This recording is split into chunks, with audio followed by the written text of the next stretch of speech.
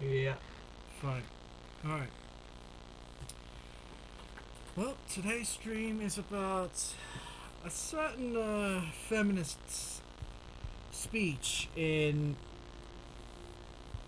the Independent Games Festival. But she started with the wrong kind of footing, let's just say. She went on a rant about the Christchurch shootings in a mosque. Everyone knows what that is. But she did a emotionally charged speech where literally she branded some people Nazis straight up. So this girl is a straight up feminist. She looks like a fucking dumbass hoe. Yeah. She's got more flabs going on than I don't know. Homer Simpson. Nah, man. She's more flabby than I see her. Lanwell. Lanyo. There you go. Push the Say, wheel back into the ocean. yeah, look at that. That is not what you want. Yeah, make the reason why I don't put a Twitter up on it, maybe I would. I should look it up now. But she is, well, to put it basically, she worked in the BBC before. She. Wait, let me just quiet this thing down. Yep. Basically, she worked in the BBC, and then she went on to the Guardian, and then she became a games journalist. So you can figure out what kind of what brand she is. But let's just start reading this article. The Independent Games Festival got off to an emotionally charged start tonight at the Game Developers Conference, the GDC. But when I tried to search for this stuff, it comes up as the IDF, the Independent Developers. Independent Game Festival, my bad. Okay, it happened to be the first major public gaming event after the tragic massacre in Christchurch, New Zealand last week. Rest in peace to all the victims. I'm not here to start a goddamn race war. I'm just here to make fun of feminists in the episode, not racial stuff. With thousands of people in the audience, also it opens appropriately with a presenter who made a quick reference to mental illness. I'm not going to play the video because reasons. But here's what she said.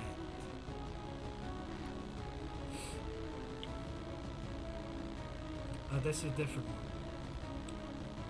Her one's pretty fucking notorious, by the way. Play brings together in ways that are vital to a human experience, said Kelly Wallet. He was the first presenter to hit the stage.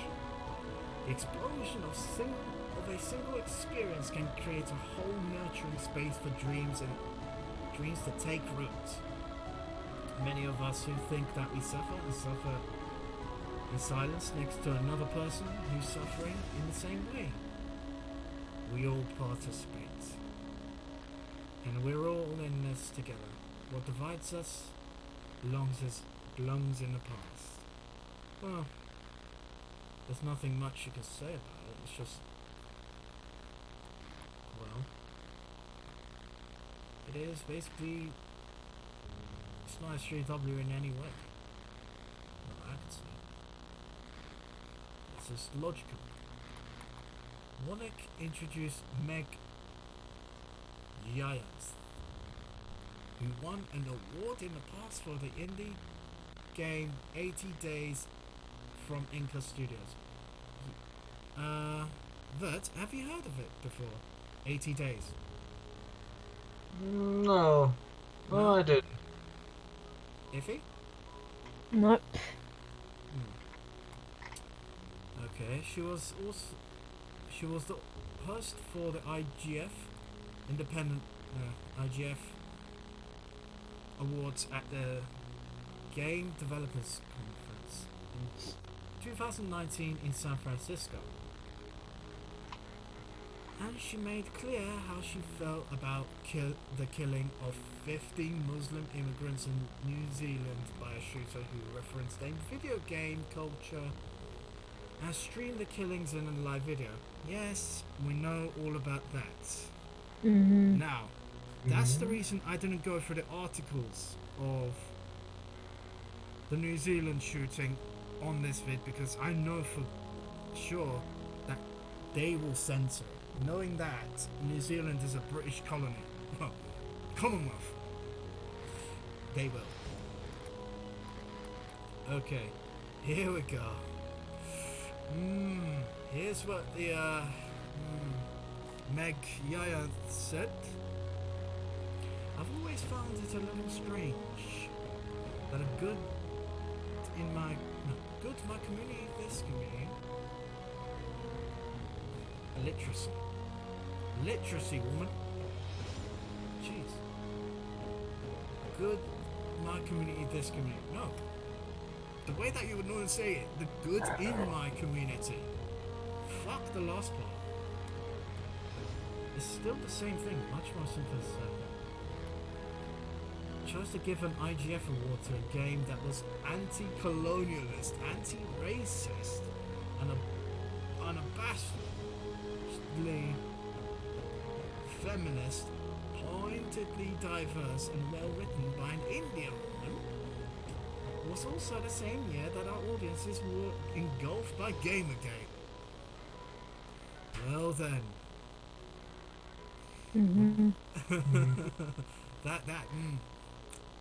We're not even to the tasty part yet.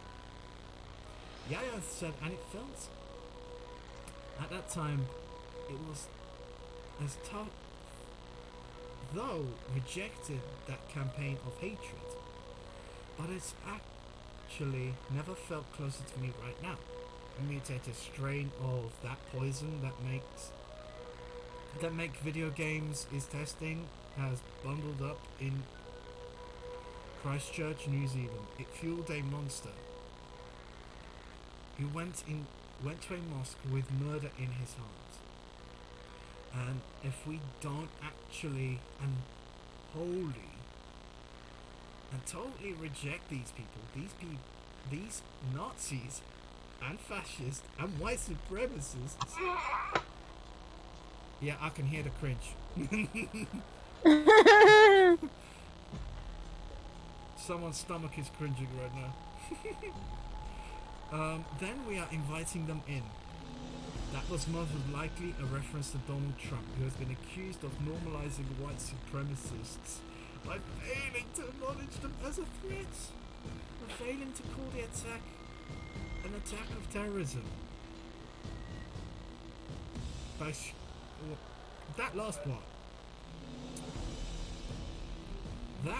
part about Donald Trump. Yes, but he's got his own problems to deal with. At the same time that, like with the Mueller probe coming to an end of that. So what do you think of what she said? Guys? What do you think what do you think about her speech there? Nonsensical drivel. Yeah. Nonsensical. And full of identitarianism. I mean, not even the European Union spits out much shit as this. And let's be honest, they're pretty much up there in terms of fuckery. As we keep going. Oh god. There's more. There is more. Okay, Iffy, you read this. If you can. It is. Which part? Start from here. Give me a sec. No worries. And yes, that I have a Nagi as the background of my computer. Yeah. If we make room for them, then there's no room for anyone else. And what we represent here tonight must stand in opposition to them, and we have to do it together, Janeth said. But rejecting hate is only half the battle. The other half of the battle is much harder. Is how do we make people feel welcome? How do we keep them safe and happy? Last year, I became too chronically ill to work, and I'm only here making games because it would be awesome. She added, understanding and the generosity of some incredible colleagues and the indie games community helped me. Some of them are right here, but the truth is that not everyone has been or will be so lucky, particularly doesn't have free healthcare, and it shouldn't be about luck, but it is time that we an industry left behind the idea that our work is made better by our pain. The price of passion is exploitation. That job security and pension plans and workplaces free harassment are impossible dreams. We have to demand collectively, and not for each other, not for ourselves, but for each other. She called for an organisation of the industry as well later on. Janet closed on an inspiring note. Okay. Dumbass bitch hoe. Yep, that's enough. Yeah, exactly what you said. Basically, reviewing what she said there. Rejecting hate. What is the concept of hate to NSGW on alt left? I'm asking Fucking you everything. guys. Exactly. They get triggered out of everything and everything. Yeah, especially the fact they get triggered over such things as memes, they get triggered over something else, and it's just them crying "we" in the fucking corner. They can just sod off. Yeah, there's too many snowflakes. Yeah, Yeah, go? yeah, to be honest, I'm still surprised that my Prince Eugen account is still up there. I thought it would be banned after a long time. Yeah. I can see that. You're always speaking about the Reich on that one. Why not? It's in character. Yeah, of course. You're Prince Eugen, and you gotta fucking play that part to the letter. Für das Deutsche Reich. Yep. Deutschland über alles. Yeah. But just to review what she said. Pretty much. Yeah. That... We done a hate war, but here's the thing. Nuclear pussy. Yeah. Stop with that fucking Prince Eugen episode reference on my shit, please. Don't need that. Oh yes. But yeah. She also calls for the unionization of the industry as well. That's socialism at work. I mean, look, if the game industry was unionized, it'll be, yeah, I don't know if you know this, but do you know British Leyland?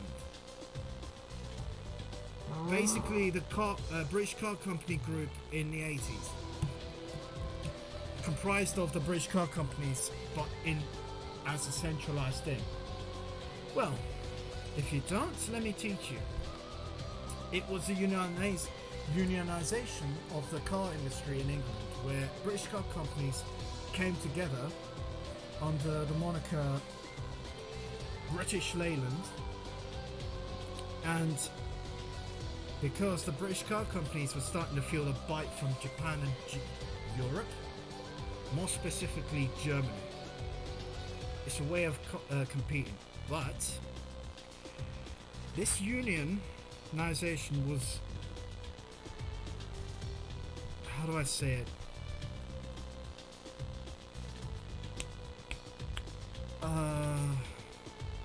Well, it was sanctioned by Margaret Thatcher as a way of competing against the Euro and Japanese companies coming in.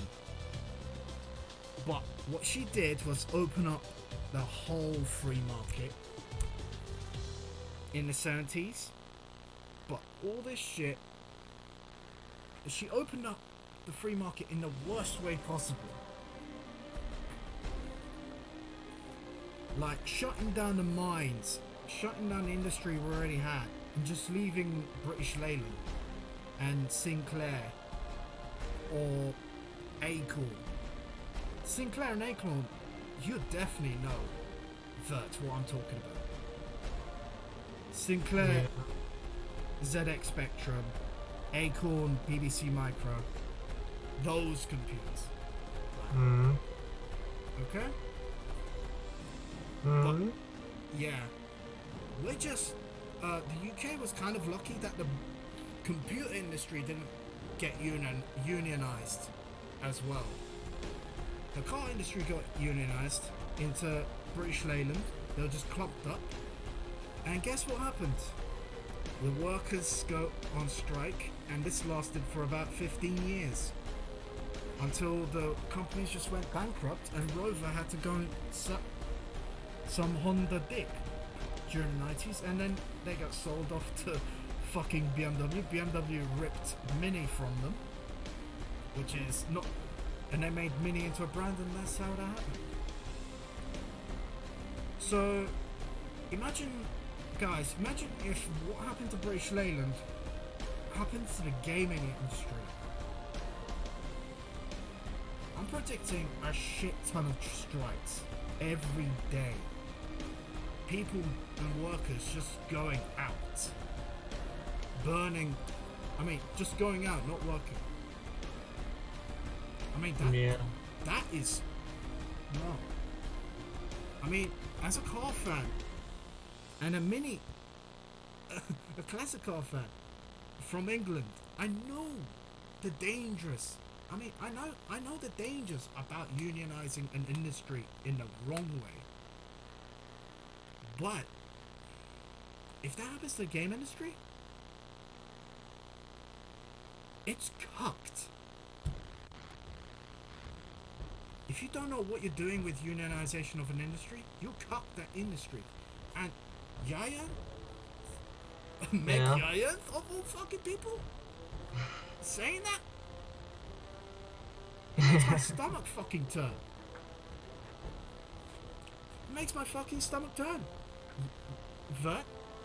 It genuinely makes my stomach turn to know this. How the fuck is she gonna figure out how to fucking organize a job system that's gonna work in the world market? And if you start clumping that shit up into a super company like British Leyland, EA, and the top companies aren't gonna get along with the small companies. That's the exact same thing that happened with British Leyland. Rover didn't get along with fucking Triumph. Jaguar and Bentley were on their own shit. Luckily Ford wasn't clumped together with these guys because they were out doing their own thing separately. Vauxhall was separate as well because they were with Opel and General Motors at the time. But yeah, let's just fucking read this. Joy is an antidote to some of the world's ills.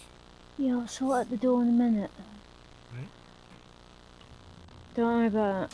Okay, no worries. Said JF. Mhm. This is why we are here. It's a powerful thing in dark times to be able to give somebody else joy. Well, yes, in dark times, you must help a person. Yeah, but not like this. Exactly. I mean, you shouldn't go flexing it.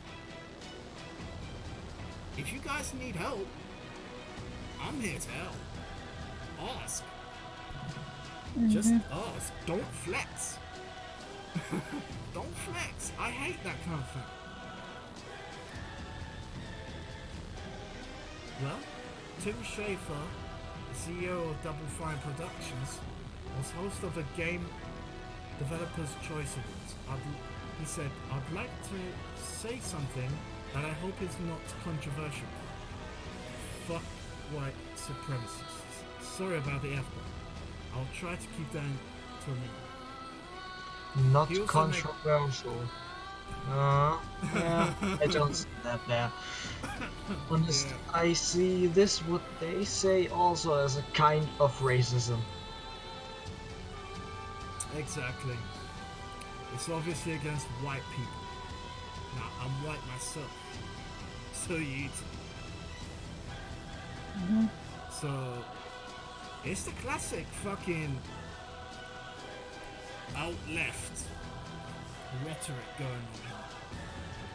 It's identitarianism to the fucking letter. I mean, he also made a joke about the unionization. And guess what? Unionization was a communist thing. Yeah, Think that's about why it. it smells so like Yes. communism. Mm-hmm. Like everything belongs to the state, and that's it. Mm-hmm. We had it partly in Germany. Yeah. East Germany, right? Yeah.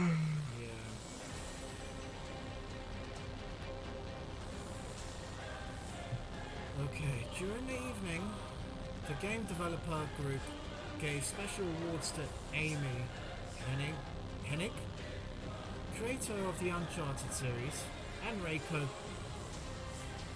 Kodama.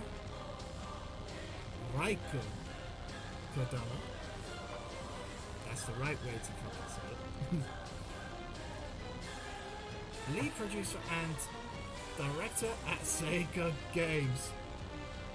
Okay. I don't know Sonic Mania was tainted by feminism.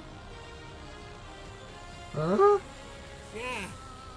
Apparently the lead producer and director at Sega Games was there as well.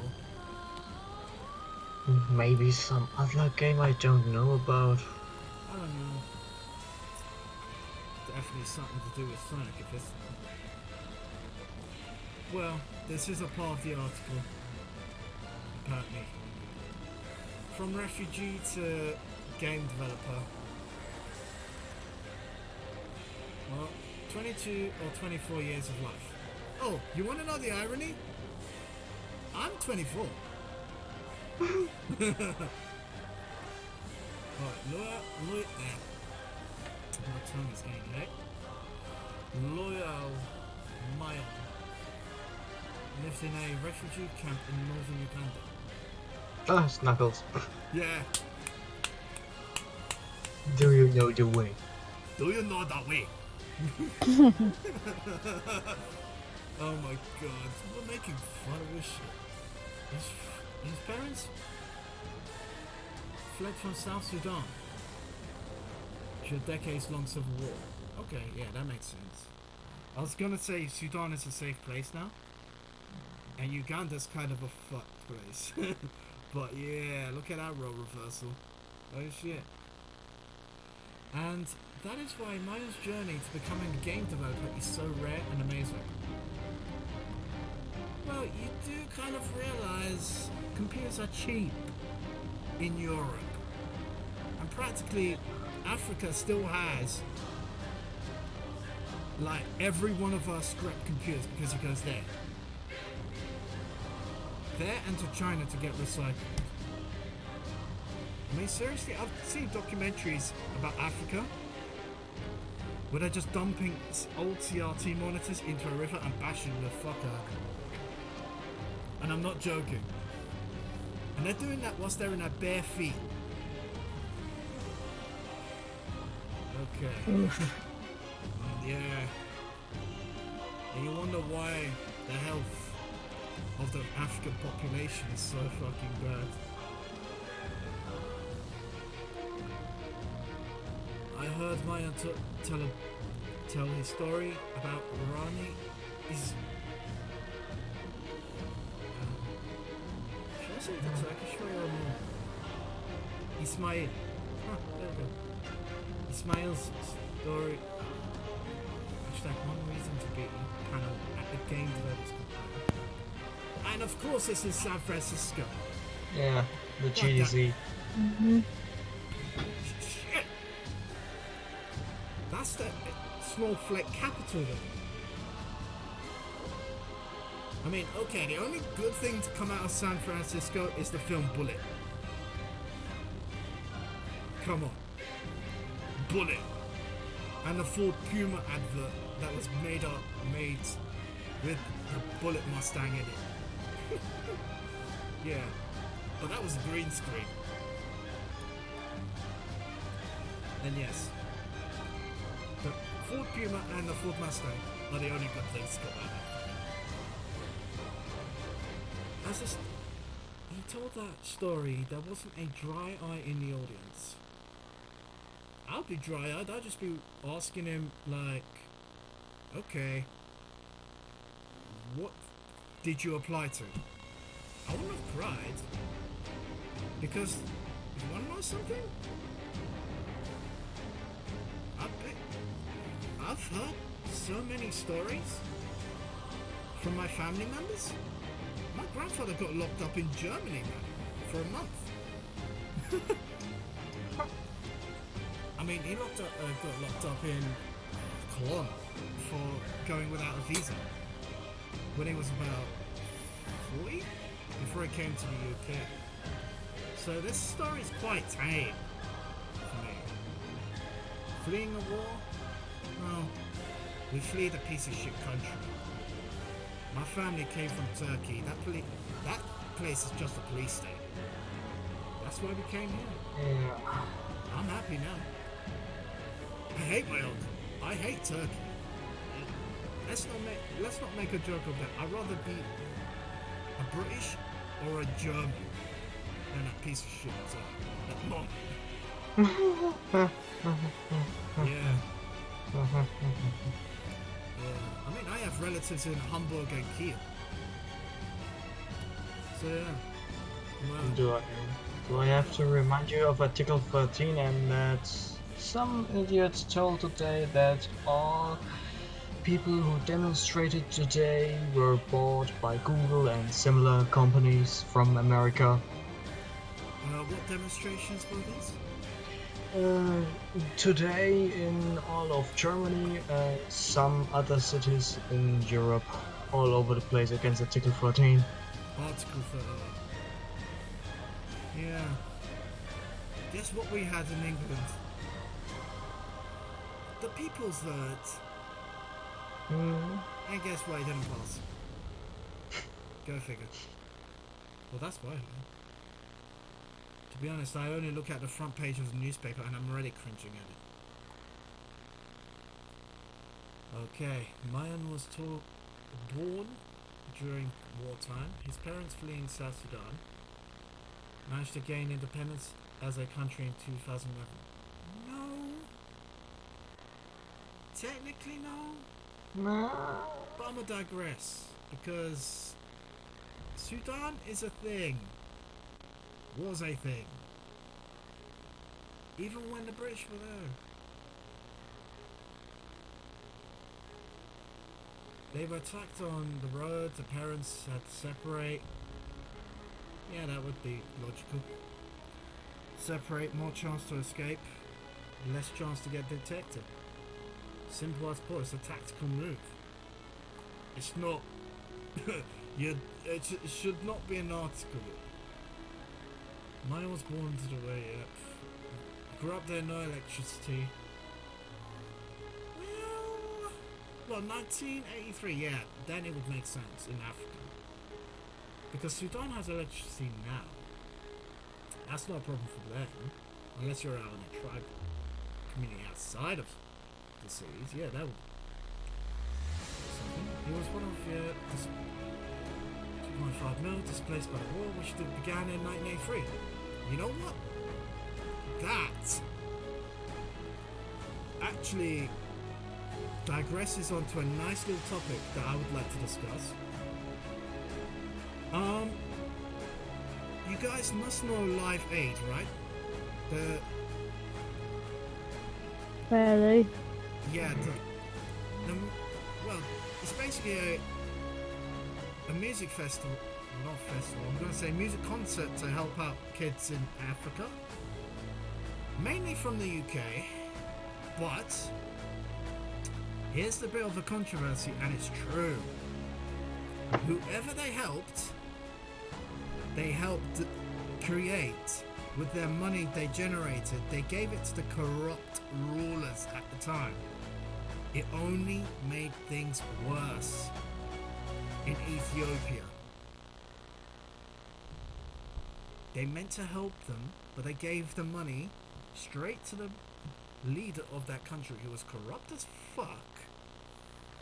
And that only made things worse because he now was buying more weapons to go and kill his own populace. And that's that. Live Aid, the most controversial piece of shit conference I've ever heard. And Paul McCartney. And guess what? Most of the musicians that played in Live Aid are now dead or tried to commit suicide or extremely stressed now. So there's a bit of a curse on there.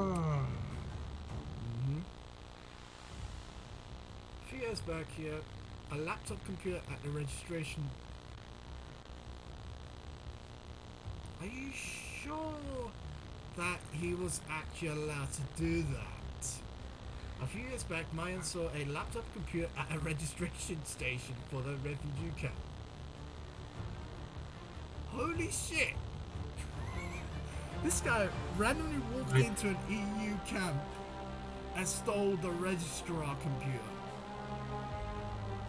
No wonder the European Union doesn't keep up with numbers. We got guys like these trying to steal your fucking laptops, Dave. Oh my fucking god. Yeah, cringing. He told his mother he wanted to get $300 to buy that. He burst into tears. No, you already stole a fucking laptop computer at a registrar station. You dumbass. What the fuck happened to that one? Wait. It doesn't tell that he stole it. I know, he just saw a computer and took it. At a registration station. Yeah. That's technically theft. Because, remember, it's at a registration station. It's there to register who that person is, each guy or, well, family in a camp or members. So, yeah. Which is the interesting part and a bit of a controversy there. Moving on before we dive too deep in this shit. Well, he took it to an internet well, he got a laptop in... Huh? Is it? Pretty sure. Okay, I'll check. That's right. No worries. Well, here's the thing. He got 300. He already had a computer. Why did he spend it? Unless the specs of that computer were too slow for it to play GTA Vice City. Which could be true. Maybe it was a Mac, aka free? completely useless. Yeah, but at a registration station, it will probably be a Lenovo or an IBM ThinkPad. We're talking about officials here. They are not really fast. Oh yeah, true. They could be using Macs, but EU. Yeah, definitely Macs. But I could have sold the Mac for a tidy profit more than that. I would have been like, yo, give me the 300, I'll keep that, and I'll sell the Mac, get a nice tidy profit of $700 on that, then put myself, and I'll get some decent gaming rig with it. Second-hand decent gaming rig, and you're set to play fucking GTA Vice City. Okay, it might not run Crysis at that time, but hey. Well, he took his $300 laptop to play Vice City in an internet cafe. Why didn't he just ask the internet cafe owner if he could play Vice City on one of his computers? Still, some things really don't make sense. He didn't know how video games were made. I thought they fell from heaven, he said. Mate, you came to the US in the 80s, man. But Go on. I don't get it. I don't get it either. Oh wait. Yeah, that makes sense. It was a 3-hour walk to get to the internet cafe, but he made the joke. Mate, you have a fucking laptop. Why are you going there? Free Wi-Fi? No? There won't be free Wi-Fi at the internet cafe at those times. 2013 was just about when they were starting out to give Wi-Fi. To be honest. I think free Wi-Fi at internet cafes are still not a thing in Germany. Yeah. Try fucking Estonia. We're fucking Estonia's slow. got Wi-Fi in the middle of a forest. We're fucking slow because CDU. Oh yeah. I saw that regulation. As a child born in a violent war, man, how to create, to inspire peace. No, I know, but you can also put that memory of yours about the violent war and then somehow construe that story for a better purpose. That's how I would have done that game. Like, done the story as myself. Taught himself to make games and formed its own company during up the games. Huh, interesting. Living in a refugee camp is not easy.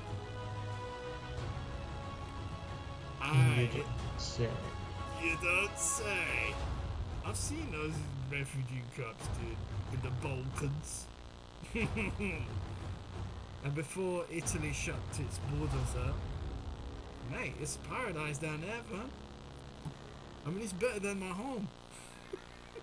Of course, you live in a tent, but hey. Better than nothing. Yep. Maya said that he's talking at the GDC 2019 panel. I was asked what is the best way to restore a sustainable peace in my country. My main focus was to contribute something to my country. Mate, the only way that you... Pardon me. Only way to contribute to your country is... literally take out the corruption. That's it. Take out the corruption. The corrupt government that's leading your goddamn country. And that's how you'll start improving your country. Because if you have those despot dictators in Africa, as it is now. And you wonder why there is no successful African nation. Well, except for South Africa. Oh, by the way, they're starting to kick out white people there too. Yay. The white farmers are getting killed and raped down there, man. Because that isn't racist. Yeah, there isn't racism apparently in the rainbow country. Yeah, the Vortrekkers are getting raped apparently. God damn it. Yeah, moving on. I realise the power of gaming, he says. I realise that games can be my tongue's getting fucked these days. Helpful for peace and conflict resolution. I started making a video game in my country, so video games can divert their minds from destructive activities. Depends on which game you play or create. Yeah. Where's GTA San Andreas and my cheats? Yes. Or Kerbal Space Program. Oh. Medal of Honor. Frontline. Oh. Kerbal Mass Murder. Mass murder? I think you mean Lemmings. Lemmings is the old school way of doing it. Are you fucking kidding me? He created a game called Salam. Look, guys, take out one A, one of the double A's. Salami. Yeah. Salam is literally means that, salami. Arabic word means peace. Take another A out, it means a slice of chicken. Oh my god, the irony, I just ate salami. Protecting communities from being destroyed. Yes. Don't call it an Arabic word. You've just lost 50% of your goddamn audience, dude. It was a 10 megabit mobile game. Mobile game. Ah, great. Oh, fuck. Oh, shit. Yeah, but which... It doesn't say which firmware that it used. I mean, which OS. Because 10 megabit can fit into Symbian, which was old Nokia's. Yes. Microsoft, Mac, or Android. You need to specify which game this fits on. I'm not going to search it here, but... Yeah, but he can only distribute it via Bluetooth networking. Sounds like Symbian. Yeah, it's Nokia. Yeah, there you go. Yeah, it's Nokia, dude. I remember the only OS that you can actually transfer via Bluetooth transfer games is actually Symbian, which is Nokia. And that would have been in the mid-2000s, so... Yeah. It was kinda lacking behind.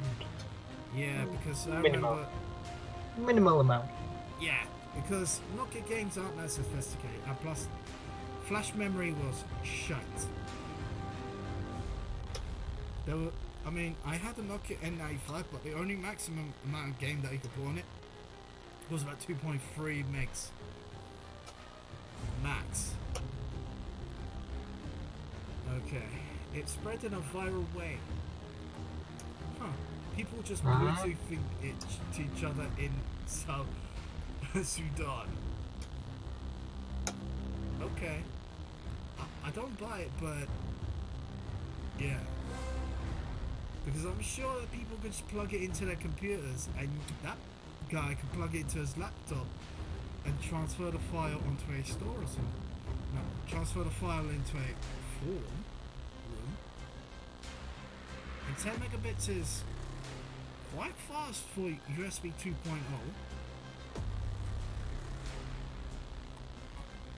Okay, a conference organizer at a maze discovered it. A maze. A pretty abstract name, but... tracked him down and asked him to speak at a conference on games in South Africa. Oh, Back to the roots, I guess. yeah. Then Mayan met Ismail, co-founder of Vlambeer. Vlam. Yeah, that's Afrikaans. And a successful game developer. Well, I've never heard of him. Maybe it's successful in South Africa? But, yeah. As an ambassador for indie games, Ismail encouraged Mayan to pursue his passion of making games. Mayan also made a board game, What? That encourages peaceful conflict resolution. What? How the fuck is a board game supposed to encourage peaceful resolutions? I don't know. Especially if it's snakes on a ladder or chess. He wants to make you fucking rip up the person holding the board, bro. He did it because it does not require a computer to play. Logical. So refugees may have a chance to play it. Okay. Refugees have a chance to play it. Yeah. Okay, so he made an old school board game that somehow is a hippie-ish version of chess. How the fuck? What? Yeah.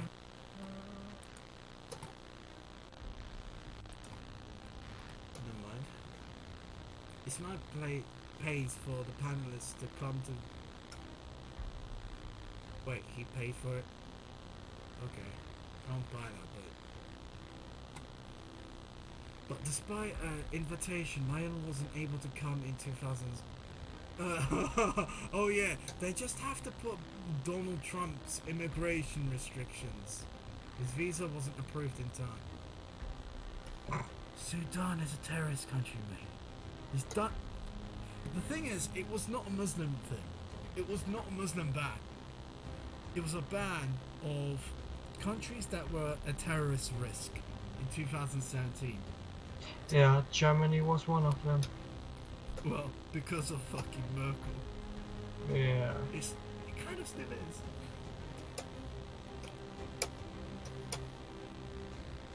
Because we have still to repay our debts from World War II. Because that generation isn't dead yet. Of course. Boomers. Fucking communist bitch. Sorry. No worries, man. Well, she was born in East Germany. You can't say that. She was born in West Germany but was raised in East. Yeah. You see the corruption there?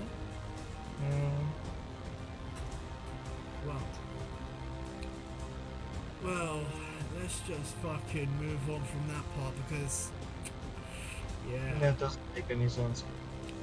Like all the rest of the article. Yeah. Oh. It keeps going on and on. And Butt releases... like, Hell couch. Your butt releases demons trapped in a couch. what? Apparently, I've got demons up my ass and I need to release them onto my mum's couch. Okay then, I'll go to my living room to do that. But I'll warn you, if it's not demons, but my shit coming out, I'll sue them. Time to take a devilish shit. Exactly. I don't know what this fucking game developers conference is. We have feminists, we have immigrants, and then we now have this. Okay. What a shitty article. Literally. Yes. One of the weird things I saw at the game developers conference this week, Hellcouch, was the weirdest. No shit. A lot of thought has gone into this game, which uses your butt or maybe the couch as an input device. Right? Depends on where the fucking sensors put up. Question. But, What do you have to smoke to get such ideas? well, I if you're want that shit too. yeah, remember, it's in San Francisco, so there's a lot of weed around. Awesome. Yes. Oh wait, that shit is still illegal in Germany. Forget it. Time to move to Holland? the Netherlands. Yeah, I was just about to say that. It's right next to your goddamn country. Go to Amsterdam for a day, man. Amsterdam, just smoke it on the way back. When you hit the autobahn, you'll be baked. And nobody will spot you from the rear seat. Just sleeping. Trust me, one of my friends actually done that, going to a BMW meet. Performance BMW meet in Germany last year. He used that tactic. He had his friend drive him back. Yeah, I mean, yeah. Okay, but where does this device go on your butt? Is it like a butt plug or something? I know you could use the couch, like put a mat underneath of the couch which has the sensors on it, but using it on your ass. Okay, I gave it 12 seconds before I had to move on to my next appointment. You can look on that video. Good Hellcat, choice. you use your butt to free a demon for the couch. You have to shuffle where you sit with a couple of other players as they move from spot to spot to exercise the couch. It was a brainchild of Carol Metz and Francesca Carletto Leon, who attend the New York University Game Center program. Their interest was to make strangers feel silly together. They used Arduino and Unity to put it together. What the fuck? I doubt an Arduino will support a person's arse though. I won't ask. It Yeah, will just hurt. yeah, moving on. I would have liked to have sat on the couch and just lay there. The demon wouldn't have come out though. That's not the aim. You're not supposed to sleep. The demon's supposed to rape you. If you're basically In sitting the in... butt. Yes. Surprise anal sex? Hey. Surprise butt sex. Hello, Lucifer. Yeah, that's basically how it is. I didn't really have much energy after walking 31.5 miles over 5 days at GDC. Mate, I've walked more in that Birmingham NEC Auto Show. Yeah, that's And I'm not even tired. horrible. And I wasn't even tired. By the way, I brought enough Red Bull to kill a person. So yeah. That's how I do it. I literally had 6 Red Bulls in the bag. Maybe next year when Hellcat 2.0 arrives. God damn it, you guys. I bet the Hellcat 2.0 will have the 2070 RTX with an i9 in it. Hopefully. So even your you can have fucking, what was it called? Ray tracing graphics whilst you're getting raped. Or a Rias grammar that you have to fuck in the ass. Yes. Hey, that would be. I'd play that. I'd play that. If he's so. Oh yeah, there you go. I'm alive, just drunk. Well, you are drinking a fuck ton of cider, yeah, you would be.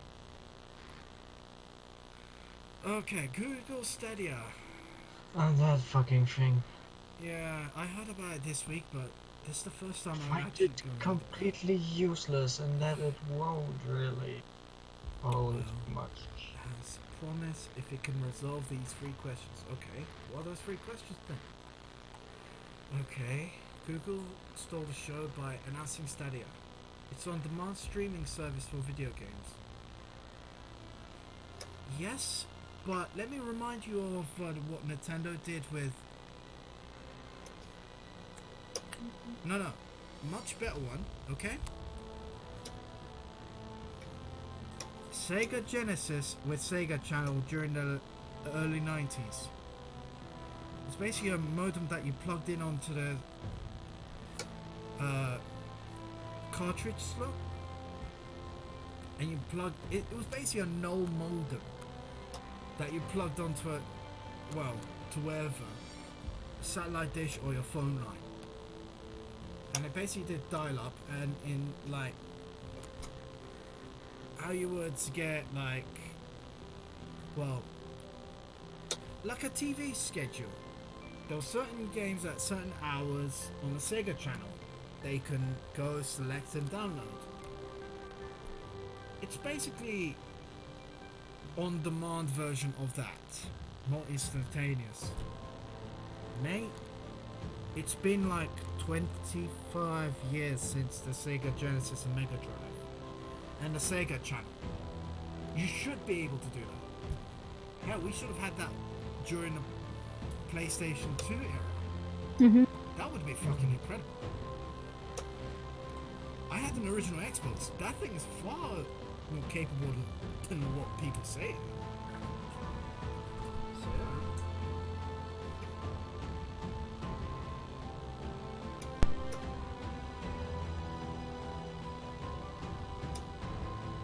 yeah. Okay. Alright, so it's set to launch later this year. Well, we're in 2019. Stadia promises to revolutionize gaming by streaming blockbuster games using TV with Chromecast. Dude, it's Sega Channel. During the early 90s, it's exactly what Sega Channel was doing. But on a schedule. I Like a personally TV won't. schedule. Yeah, go. I personally won't need this thing once my fucking PC arrives, because later on the power of that thing, Yeah. not as impressive. And the next gen will be arriving soon, PlayStation 5 and Xbox Scarlet. Yeah, Xbox One Yeah, X and PS completely Pro. useless. I mean, yeah, it is useless, especially when you've got Steam and a PS Store and the Xbox Live Store now. Yes. Google, they're doing the same mistake as Panasonic G3DO and the Atari Jaguar. They're coming into an already saturated market. On Nintendo's Virtual Boy. Oh shit. Yeah. They're already coming into a saturated market. They're gonna have a hell of a time. Yeah. Okay, well, lights on specific details. So, any Android device. Bruh, we already have the Google Play Store. Shut the fuck up. We don't need this. I don't play on phone except for little games that. Oh, surely. Mhm. Yep, same. Something not that big. I mean, I use an emulator to play it on PC as well. Yeah. I could potentially too. I have the same emulator.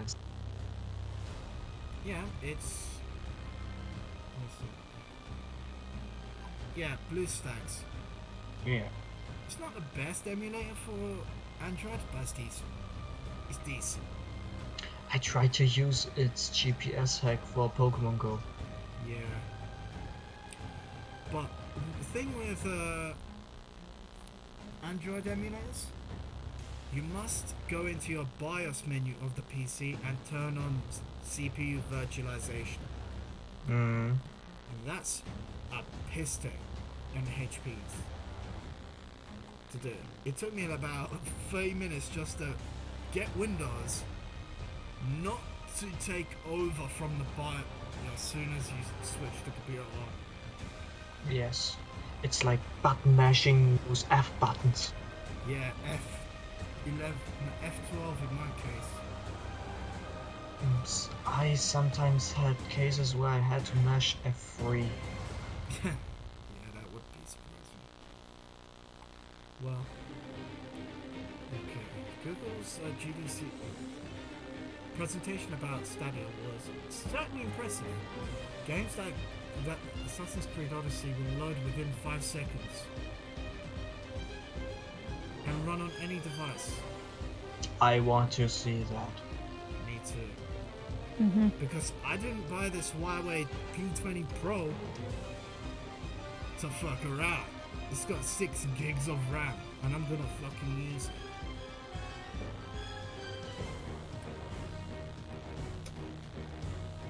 According to Google, Stadia's high-end GPU pushes more than 10.7 teraflops, significantly more than Xbox One X and PS4 Pro. Yeah, problem is like I said before, the next generation. Sensor Station 5 and Xbox Scarlet. Exactly. As well as high-end PCs, they have way more teraflops. Yeah. That's adorable. Yeah, 10.7 teraflops. It sounds like the last of the Pentium 4s in the core Duo generation, doesn't it? It's just there. It's just there, existing. Yeah, Better. exactly. What happened there? Oh, video pause? Yes. Mm-hmm. Okay. So that happened there. Well, okay. Google said that the Stadia at launch will support 4K at 60 frames per second. That's adorable. I don't care about 4K. No, I me want too. my 144 frames per second. Yeah, once you've got a more full 120 hertz screen, you don't give a shit. At that rate, it's like, it's nothing. And with immediate future plans to upgrade the system at 8K resolution and 120 FPS, what the fuck? The fuck cares? Who the fuck cares? And what you're doing is just pushing already. This system's gonna be like a year or two old. You're pushing those components to the absolute limit. You're gonna I say the system will explode. It'll certainly Like have issues you. with heat. And we know what happened with heat and Samsung Note 7s. Mm-hmm. Yeah. Boom. Yeah. While Google created a dedicated Stadia controller, existing third-party controllers players already own, or keyboards and mouse will work just fine. Now the questions, would potentially a box controller work? Ooh. Well, if you have the OTG controller, now OTG converter to USB on a Samsung or any Android, you're fine. You can plug in a controller. So anything that works for a phone. Yeah, you just need an OTG to USB. If you have a Samsung Note, Galaxy Note, those usually come with OTG converters. I mean, LGR did an episode where he plugged in a USB hub, an old IBM Model M keyboard, and a floppy drive, and he played DOS emulator on it. Nice. Yeah, on a Galaxy Note 8. But he said your mileage may vary because it may overvolt the phone. Yeah. Plugging in a floppy drive to a phone. Yeah. How far have we come? Very. People Mhm. more. Stadia may have cracked the latency problem that I was in. Assassin's Creed Odyssey projects the stream test last fall and going into it. I cannot fathom how the controls would be anything but a lucky mess. Well, the PCs were shit. End of discussion. Hey, it's meant to be played on PC. I was pleasantly surprised to never have any performance or lag at over 30 plus hours I played. Guaranteed the test was limited to 1080p. Wow. Cute. Yep. Oof.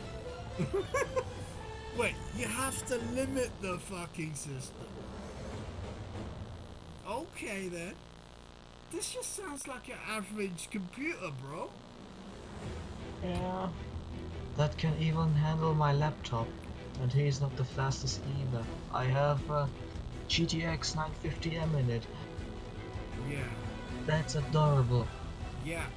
I mean, in my Frankenstein built of a computer that I'm running now. I mean, I also have a HP Omen for university that I was using as my main PC until I kind of scrounged bits for this thing. Even this runs a... Okay, my PC now, home PC, has an RX 580 with 8 gigs of graphics RAM. Even on the shittiest processor, that will run AZ Odyssey at close to 60 frames at 1080 quite easily. If you paired it up with a Ryzen, it would blow the fucking roof off. A Fred Ripper. That's a plan for next year. If I can find a fucking Threadripper motherboard, mini micro ITX, I'm pulling that trigger. There and now. I'm really thinking to upgrade to a i9 9900K one. Yeah, just get a motherboard that you can actually swap the I- sockets on. My PC that will arrive in April, but will have such a motherboard who can support it. Nice. I could potentially do it, and I'm crazy enough to do it. Well, who said us engineers weren't?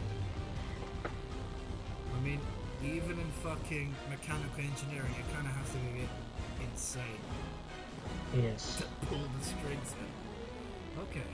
At Rage Insights, I help tech and gaming companies better understand the consumer landscape.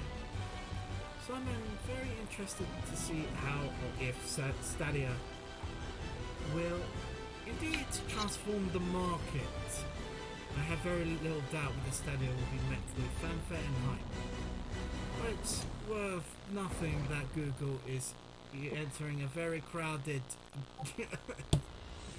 general gaming market with a significantly different approach than many consumers used to consoles and phones. Might be used too. That's exactly what we've been saying about the Stadia. It's already entering a crowded market, dude. Fucking useless. And the specs are shit. If you have to lower it from what you've told everyone, It's shit. End of Exactly. discussion. end of discussion indeed. Okay. I'm just gonna blast through these 3 points because I don't want to be discussing CNN. No. No, that's different. Okay. Get pricing right. Yeah, Yeah. agreed. I Build wouldn't. the right partnerships. Yeah. But you do realize that triple Not. A companies are gonna be on that safe option with PC and game consoles. Yeah. So you kind of have to come up with something really good or really easy to program. This is exactly what Sega did with the Dreamcast. They came up with something simple to program because they already had Windows CE technically built in, so you could put portable games on it and all that shit. Create compelling original titles. Yes. But by the virtue of it being a Google product, It will. no. Because it's gonna be on Google Play Store, dude. Yes. This shit's gonna be on Android. Everyone and their mom is developing a game on Android at this moment. So yeah. A potential game changer. I doubt it. Okay. Nintendo Labo VR will have over 64 mini games. Yeah, about that thing, I don't really know what to think about. Personally, prefer to have something. Yeah. Why the number This 64? these paper VR glasses are just not durable enough for me. Nah, if you fucking make them wet, you are screwed beyond belief.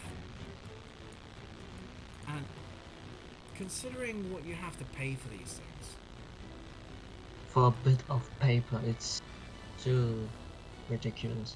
I mean, some of those Labo products that I've seen, I'll say the price in euros first and then the pound. 70 euros and 64 pounds. Too much? The fuck? Yeah, The cardboard? Yes. cardboard. They're all cardboard, Kara. Cardboard. This is why I don't like the Nintendo Switch. The Switch can go yeet itself. Well, the Switch can stay. That cardboard abomination could go and burn itself. Yeah, the Switch itself isn't bad. I Nah, fairly it's enjoy Smash Ultimate. Yeah, it's Even good. though I'm fucking not bad online. Yeah, everyone's better online though. Well, Nintendo's getting into VR. Yes, learn something from Samsung. Learn something from fucking Samsung. Put that shit in a plastic case, you fucks. But it wouldn't be called Labo, would it? And they can't put it into plastic. I bet they did this to get around Samsung's copyright shit. Worst thing, I can't watch VR porn with it. I mean, imagine looking through that abomination there. Nope. Fuck. Nope. Nope. I mean, Nintendo, yes, that okay, the innovation track is pretty good. Like with Wii and the Switch, okay? Yeah, but this cardboard. Yeah, cardboard telescope looking like fucking bazooka. You know what? I'm gonna say this.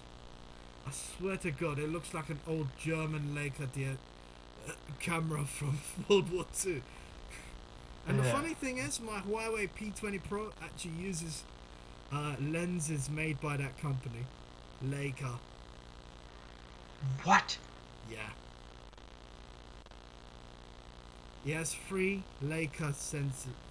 Oh well, cameras, lenses. And the funny thing is, and the funny thing is, Owen Rommel had one. He's in fact photographed, he's in a propaganda movie with it. Just taking selfie looking pictures of himself and the environment around him. I'll put up the movie later on. It's kind of a movie. Or a picture of it. But still, 80 quid for fucking cardboard. Yeah. Fuck's sake. I bet you somebody when this comes out is just gonna take it apart and put it in their scanner. Yeah.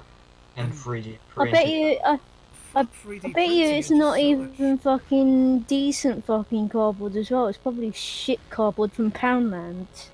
What do you think it's gonna be? Let's be fucking Yeah. honest. You can't make fucking this shit out of the most premium cardboard. There's only one type of fucking cardboard. Give me a 3D printer and I'll make you one in a few hours. A better one. Exactly, and plus it won't break unless it's got air gaps in it. Or if the 3D printer starts burning itself.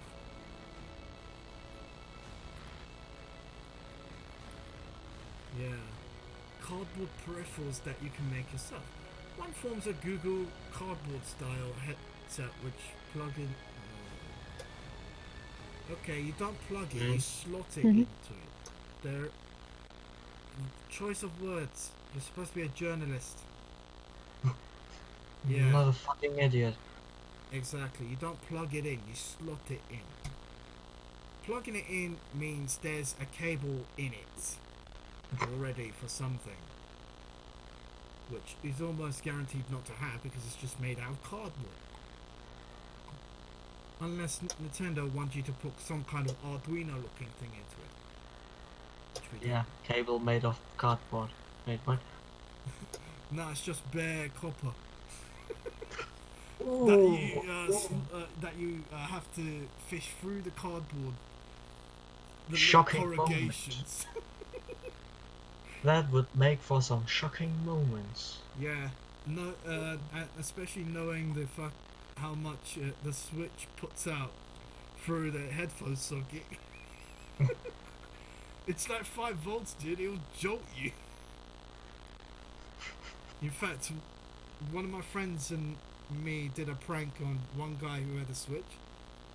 We literally cut the fucking earphones out and stripped the fucking wires off, and then put the wires onto his keys and hid that wire around somewhere. Whenever he touched his keys or went to get his Oyster card to get into a bus, the Switch shocked him. I'm building bombs from powdered sugar and plant this and plant killer, and you make something like this. Alright. Yeah, just there's enough room in there for a plant bomb actually. And use the Switch as the detonation device. Yeah, and then you go into the street screaming Allahu Akbar. Yeah, just like the Note 7, the suicide bomber phone. Yeah. There you go. I've told you how to make a bomb that costs nearly £200. Nearly €300. Pretty expensive, but I don't know. You'll be known as a Nintendo, the Switch bomber. Give me 20 and I'll make you a better one. Yes. And plus 3D printing is cheaper. In terms of the grammage of the materials and costs. Nintendo just revealed all. Video above walks through each of the cardboard peripherals or toy con. Weird choice of name, but yeah, digressing. But as they're called, it looks like each peripheral comes with a handful of games. The Blaster Toy-Con, for example, offers some simple alien shooter. It looks like Nintendo's take on a wave shooter. No, not exactly. Wait, Invaders in 3D? The old Invaders game? Well, does the Switch have an accelerometer? I doubt it. I never heard about an accelerometer in a fucking Switch. And the Switch doesn't have a camera on it. No. This would be far So- more useful for the 3DS, if anything. Yeah, the 3DS had augmented reality. I mean, it Mhm. had 2 cameras just for that purpose. Yes. Well, there's also a hippo game where you try and fire food into a mouse. What? If you do that in real life, you're gonna fucking die. Yeah. It's not a they good fucking- game to be given to kids. Because they're gonna No. go into South Africa trying to feed out hippos. And No, they get no. murdered. If Yeah. they already haven't been murdered by the guys there, If they haven't been murdered by the guys there, they'll probably get murdered by the fucking lions there as well. and plus the hippos that they're trying to feed. Next up, Simba's fucking hungry. I was gonna sing that opening tune there, but I'm going to go there.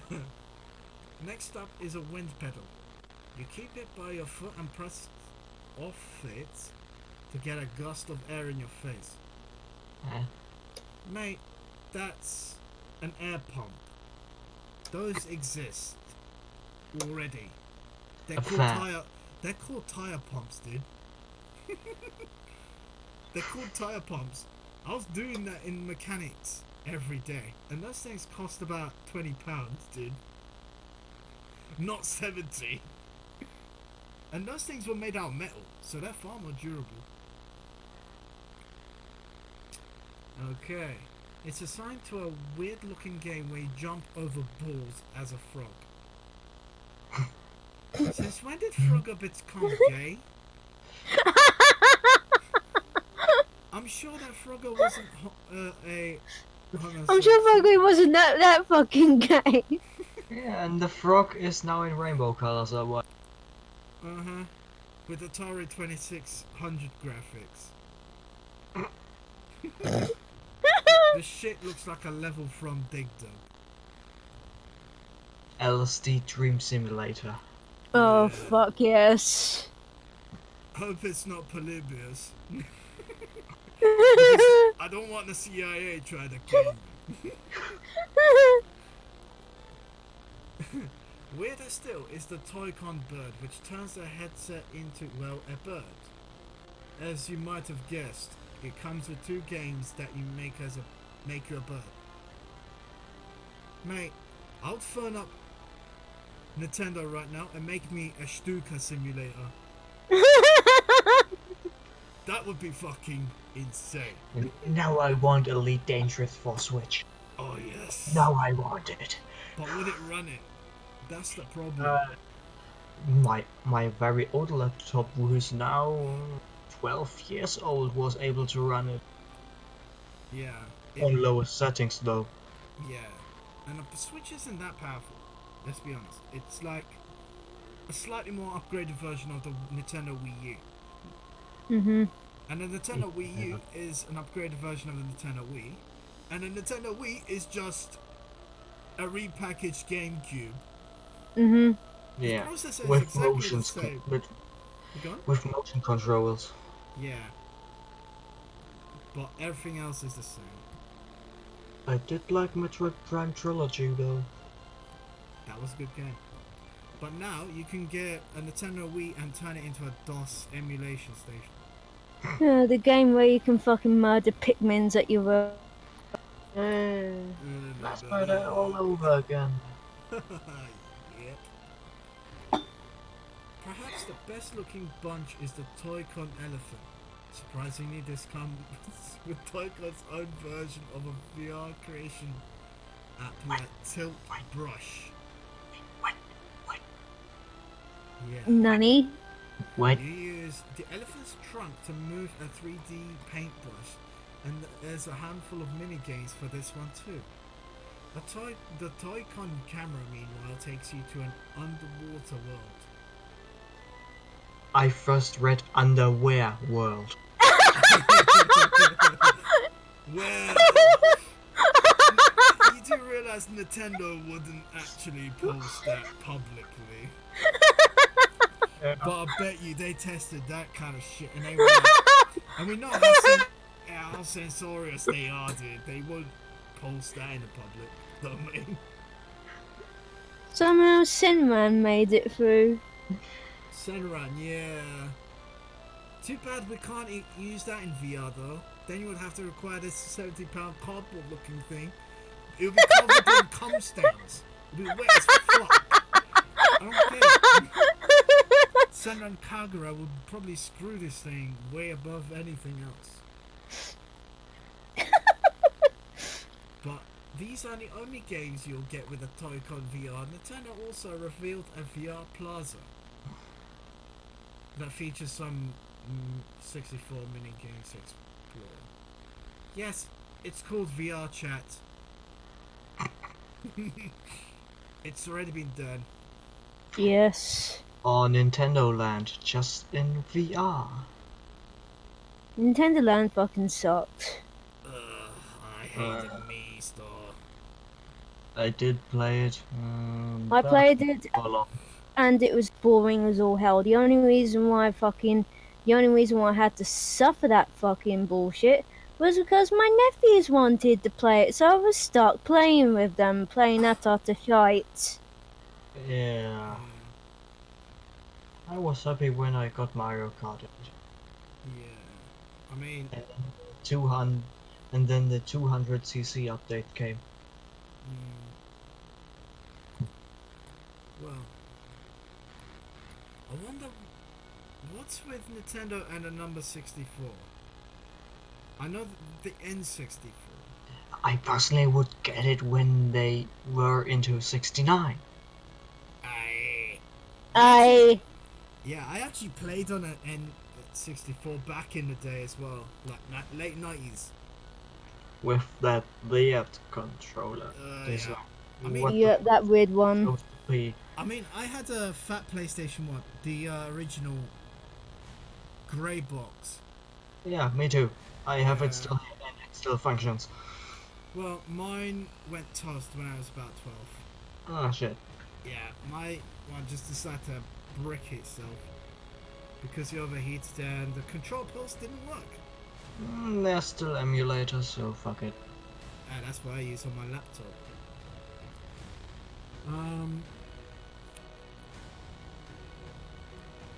Finally, there's the Toy-Con Garage VR. Okay, It's not I'm about, interested. It's not about cars though. Fuck. This allows you to make your own VR games with some simple programming interfaces. You can design characters and maybe make your very own Astrobot, for example. Huh? Yes, you can just... It's gonna be like Wario Land. Mm-hmm. It's exactly what it is. It's Wario... No, it's Mario Paint. In VR. That makes sense. It's Mario Maker in VR. Yeah, I think No Man's Sky is more fun. I actually played No Man's Sky in this, and I really enjoyed it. No Man's Sky, yeah. I mean, I played it when it was brand new. Yeah, bad decision. Yeah, I that played was it. a bad decision, though. I played it around a year ago, close after a certain update, and it was really fun. Yeah, No Man's Sky needed that kind of push. Yeah, I think that did Hello Games really good. Yeah. The bad opinions and turned it into a good game, after all. Yeah. But they did. The problem with No Man's Sky was the guys behind it promised too much and came out with so little at first. That's what burned everybody straight out. It was No Man's Sky, one other game, and Elite Dangerous. Yeah, Star Citizen. I don't count Star Citizen. It's still in early alpha. Yeah, it's still being developed after those years. How many? It's the biggest Kickstarter project. How many millions? Well, apparently apparently there's a game called Sekiro Shadows Die Yeah. Twice. I've heard of it. I don't. I I've never seen Carl play it a few times. Let's see. Because when I log in onto my PS4, I always see him. Because it shows what you're playing. I've seen him actually play that. Yeah. Because it has it down on his thing. Yeah. Well, apparently it had the best Steam launch of 2019 so far. So far. Yes. Then you realize War Thunder exists. And that pretty much fucked it. In terms of getting shit. Well, Sekiro Shadows Die Twice is a tough game. No shit. But that's not scaring away players. On Steam.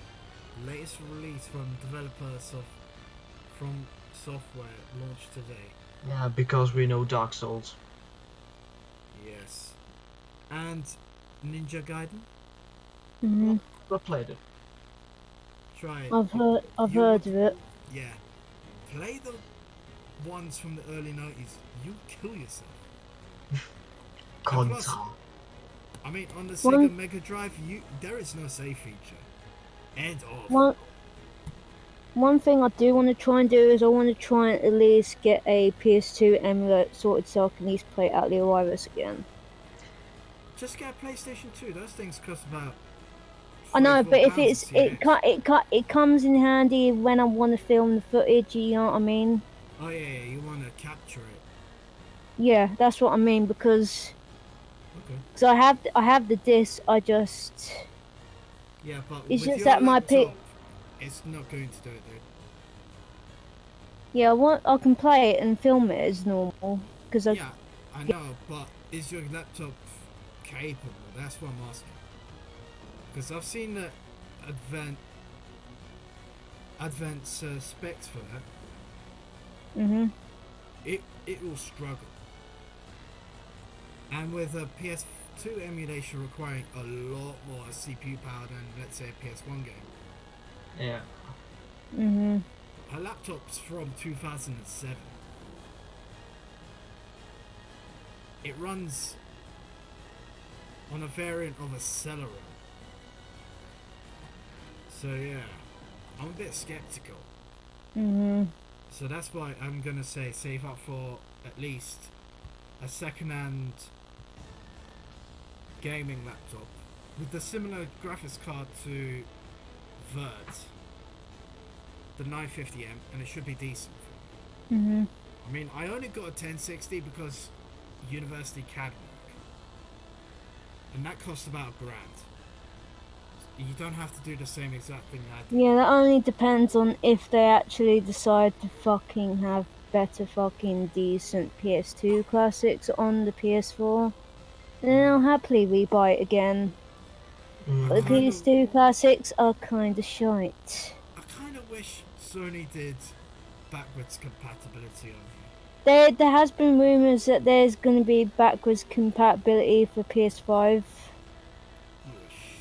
Oh shit. I'm not. Okay. I'm not. There's been like a few things saying that that's done a few patents for like backwards compatibility for the PS5. Okay, let's just hope From what I heard. Yeah, something similar like Microsoft with Xbox One. Yeah. I mean, Xbox 360 had backwards compatibility, Yes. but only to mid to late games. Because I used to have a Xbox 360 and plus, I still have my original Xbox. It's just buried underneath my bed. Well, in Among my bed all the because coffee. Shut up. Shut up. Coffee and tea. So I've effectively got enough tea for Vert's gaming for a year, and plus enough coffee for Graf Zeppelin from Kantai collection to survive for about 8 years. And then, yeah, my mom's just weird. She stashes the coffee underneath in the fold-up bed. Why? What the fuck? There's no fucking room. We live in a flat, bro. Apparently. We live in a flat and yeah, shit happens. Okay, hold up. Secular peaked at 108,000 simultaneous players earlier today. Okay, when was this published? March 22nd. Huh, yesterday, okay. Yeah. Resident Evil 2, which launched a peak at 74,000. Okay. Yeah. If they Resident Evil 2, is this from the 90s launch or relaunch? The relaunch, I think.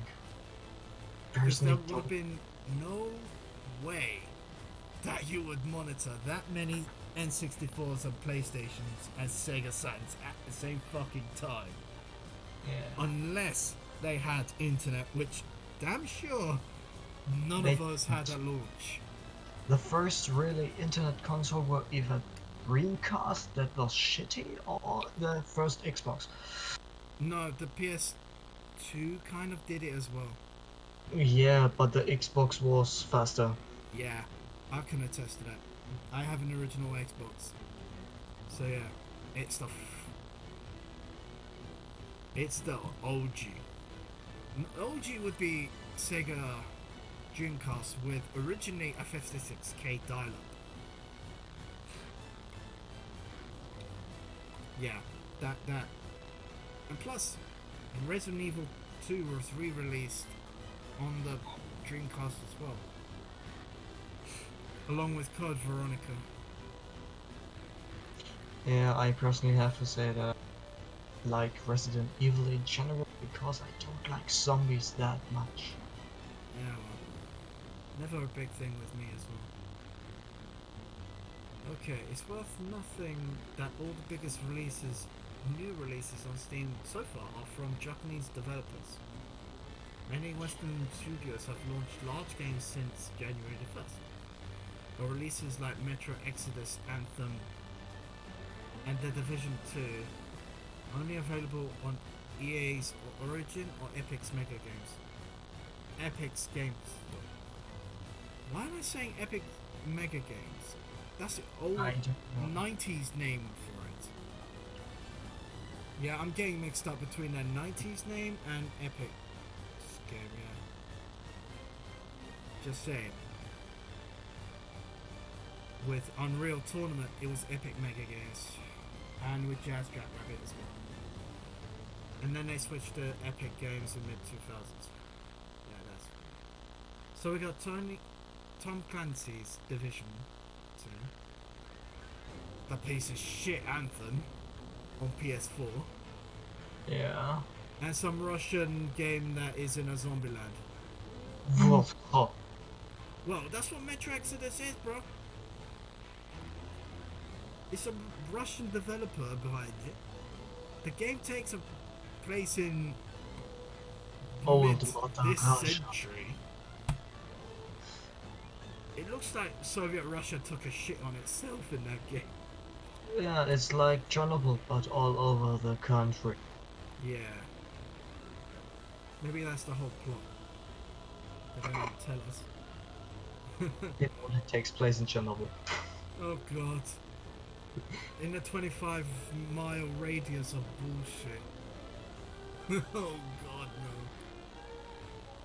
By the way, the wall casing around Chernobyl is rotten now. So yeah, the wall's about to break down. Everyone's gonna get cancer in Sweden now. As if they already haven't from SJWs. Now they're gonna get it from Chernobyl again. Well, Steam's huge audience for Japanese games. Yes, because Japanese has some nice off-brand games, I shall remind you. Off-brand, in other words, loot patches from fans. Yes. Nekopara. Yep, agreed. Okay, Sekiro is a success relative to the other 2019 Steam releases. This is actually the third best launch of any Jap game on Okay. Steam ever. That puts it ahead of Metal Gear Solid 5 The Phantom Pain, which had 91,000 concurrents. Concurrents? Are you fucking kidding me? Just put download, you fuck. Just say players and that's it. Yeah, players, yeah. Sekiro is only behind Monster Hunter World and Dark Souls 3. Understandable. Mm-hmm. Good games. Never played both for funny, but good games. I Yeah. can't agree with that. Yeah. When Monster Hunter World launched on Steam in August, it set a record as the best Japanese launch ever on Steam. And it did that by reaching a massive 207 players. 207,000 players. Yeah, impressive. Impressive, man. But was that on launch or going on? I think that was during launch. Probably. Oh, Because during- I remember how hyped some people were, iffy, to get Mhm. Monster Hunter World on PS4. I shall I mind. was, and then it was like, meh. yeah. Yeah. Monster Hunter games are not to be played long. Like They are. Azure Lane, jump in and get out. Jump Yeah, in. Monster Hunter is really bad. Yeah. Okay, good. I personally don't mind Elite Dangerous because I love space. Hey, if it's your passion, of course you don't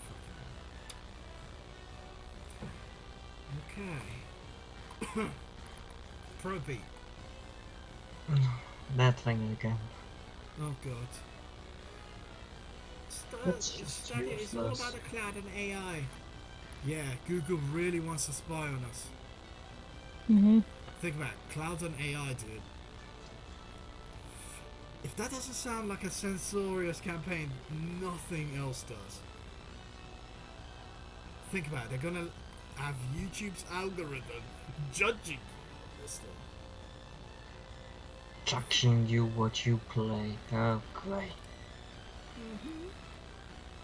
Last Tuesday, Google announced yes on device neutral network for speech recognition. Excuse me? So this thing will recognize your voice.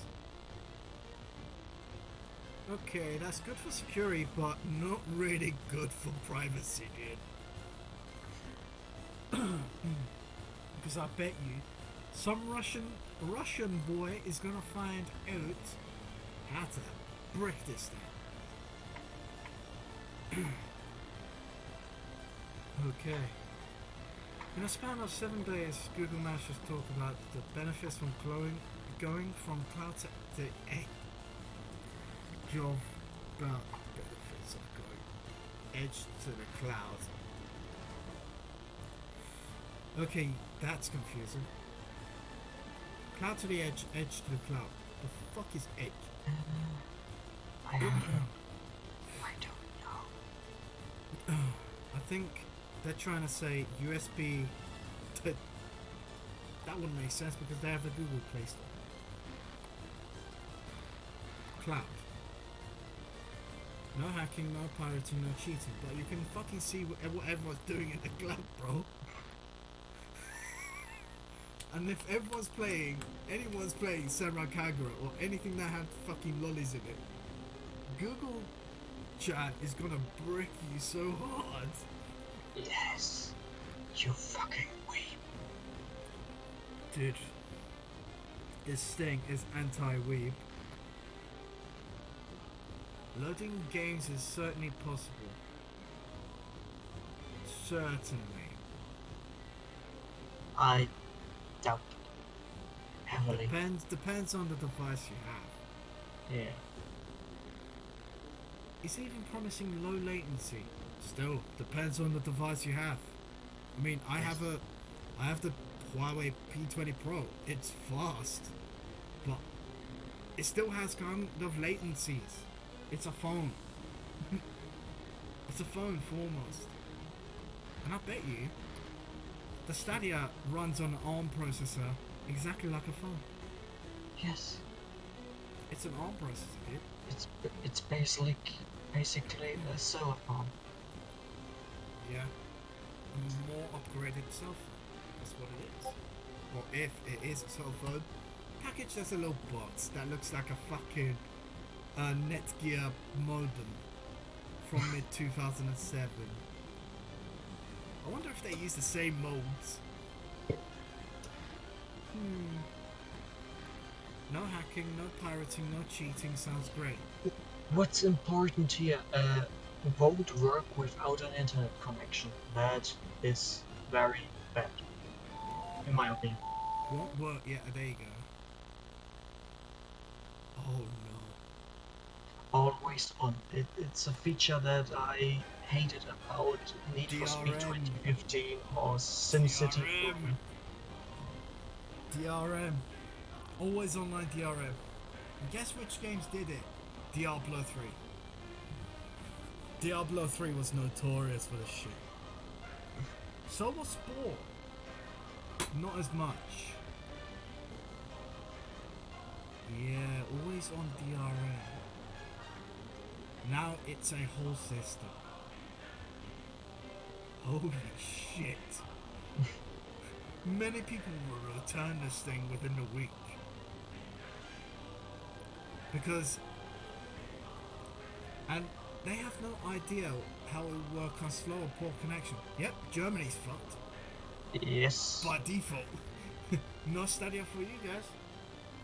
Unless we UK's finally fucked get. if you're in Scotland. I may not be fucked if we finally get a political party that wants to make the internet connections better. Yeah. I really hope so. If you guys are still not using the Cold War network system. We are lying far way behind. Yeah. Behind Spain and I think even Greek. Oh god. Cloud gaming has been attempted before and it failed miserably. Google has sent resources to give it a proper go. Success would be a huge validation for the cloud. No. I still don't believe it. Nine.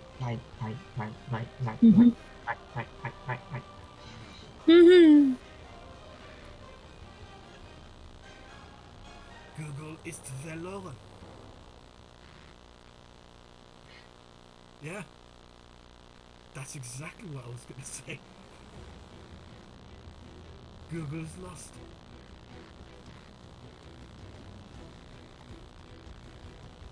Okay, AI conversation, yes, cloud gaming, yes, but what about the AI? Okay. Consumer facing companies. Okay. Static controller has the Google Assistant button. Isn't that just called a home button? And I know what the Google Assistant is. It's even annoying on Androids. Where you accidentally hold the home button for long enough, so when you fucking... yeah. Sourcing YouTube for the right explanation. Style Transfer ML. What? Okay. Recomposes images in the aesthetic of other images. Are you telling me they're making Vaporwave into other Vaporwave? Because that's what aesthetic is. Yeah. Oh wait, I know what they're trying to say, Third. 3D wireframe, but you overlay the 2D images onto the 3D wireframe. So basically, if you take a 360 degree view, but the image of that head or the face is made up with photons. Yeah. Basically, that's what it's trying to say. That's how I understand it. Yeah, same here.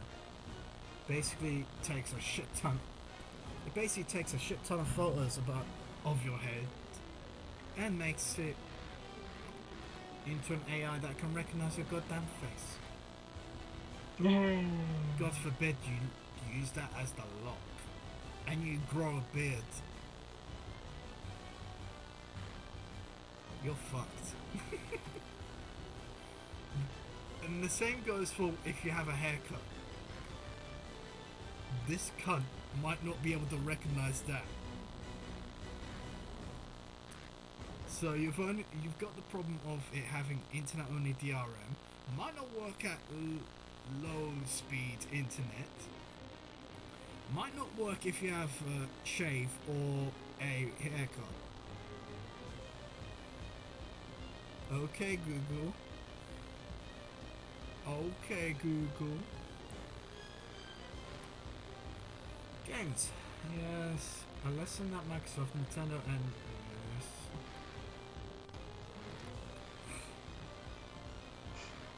Well, here's an interesting thing. Is Epic buying Unity's developers? Okay. Like Unity in Unity Engine? Yes. Unity Technologies, yes. That's Ah. it.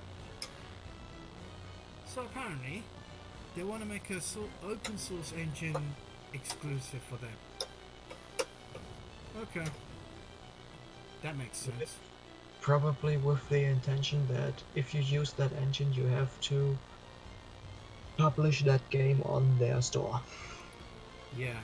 Basically pay royalties to Epic, otherwise fuck you. Yeah, there we go. Always like to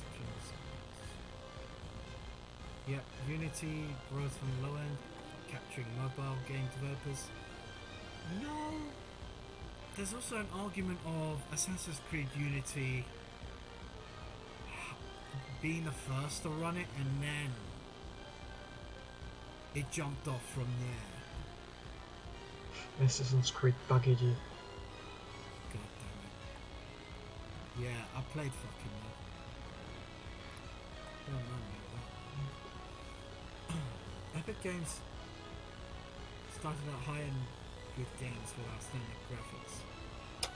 Yes, that was in the 90s when you were called Epic Mega Games and run by a Dutch person. With a lot of weed inside. Yeah. Go and see Jazz Jackrabbit and fucking Unreal. Not Unreal Tournament, Unreal, the original game. Yeah. Right. Let's see that. Oh yeah, more so, Epic Pinball from the mid-90s with that fucking mod S3M soundtrack on it. They certainly didn't know how to do shit back in the 90s. But I think they've laxed out. And then Fortnite happened. Yeah. I think, yeah. Yep, yeah. Yeah, that's the only reason that Epic exists now. Yeah. Fortnite. Yeah, Epic Mega Grants have no strings attached. Oh, they're using the fucking Mega here and not in Mega. Okay, you guys are smoking some weird things to be. Okay. Next billion What? gamers will come through. Okay. It sounds to me. Okay, from this sentence. I talked with Risitiello and Sweeney this week about this topic and other things like Google Stadia and where the next billion gamers will come from. You spoke Not from Stadia. I almost guarantee it, but I think they meant it from there. Yeah, and we were right, it's a Unity engine. Yeah, That's the I logo get it. for Unity.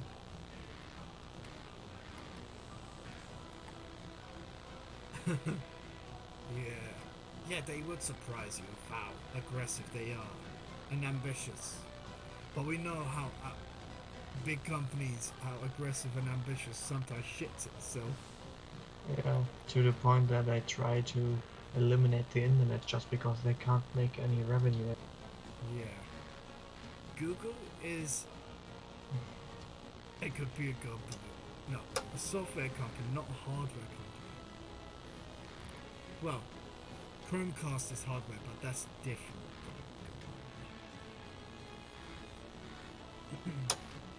And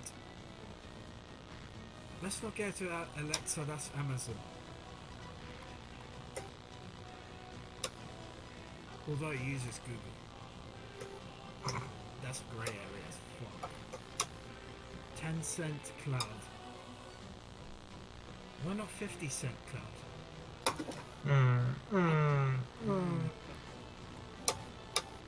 Seriously? Yeah, 10 cents. Yeah. Never do such punch again. That hurt. Yeah. Okay. How many seconds does it take to screw in a light bulb? Exactly 1. But it'll take him 8 episodes. Yeah. Mhm. GameSpeed. Do you think making games for these data platforms will be different? I caught Ubisoft Games boss. He's Gilmore. France. No, it's actually Canadian. Oh. Yeah. Ubisoft is from Canada. Hmm. Yeah, ever since it was. Canada has also a bit of French in it. Yeah. And plus, ATI, aka AMD, is from Canada. And Gravis. You might have heard of their gamepad. Well, Gravis is from Canada as well. And the way to spot if your computer component is from Canada, red computer chips. The silicon will be red or black. So yeah. Okay. That was a little puff. A little different, yes. Not as different as the PlayStation 2 was from the Xbox. Basically, everyone's centered on a PC architecture since Sony and Microsoft bought the last generation of consoles. I'm gonna say no because the Xbox 360 was basically an old Mac Power PC stuffed inside to a games console. I mean, it's got the same exact processor as a Mac G3. Yeah, and the Xbox One has... It's literally Windows 10. Wonder if you can actually use it as a Windows 10 PC. Well, you can play Xbox One games on PC with Windows 10 without any problem. I'm gonna try that. I'm gonna try that. Forza Horizon 3 and 4. Oh yeah. I was playing Forza Horizon 3 on my Windows 10 laptop. Iffy, get on the bandwagon. Mhm. You can play Xbox One games. You should have gotten Kingdom Hearts 3 for Xbox One and played it on your laptop, see if it will run. I know for a fact it would not be able to fucking handle Kingdom Hearts 3. That's why I got it on PS4 Oh yeah, for 30 fucking quid. cheap. Unity, you're wrong. Yeah, Unity, you're right once, and you get it without doing anything. That's the whole point. We've flattened that, and we live in that area. That's exactly where we live. How to cover waterfront super efficiently. Since when did Loey flood?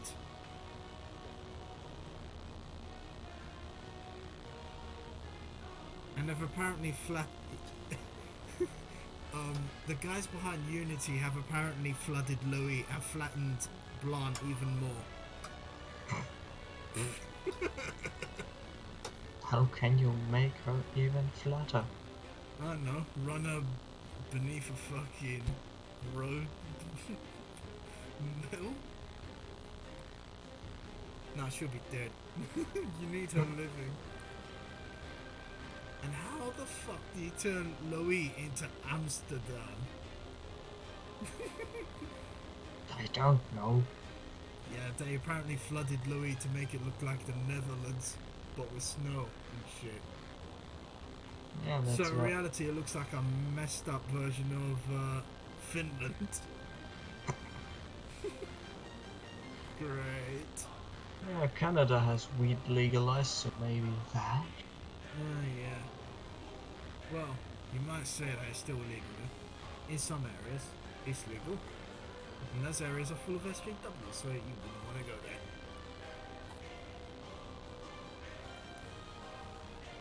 Okay, this is just describing their business practices with the Unity engine and all that shit.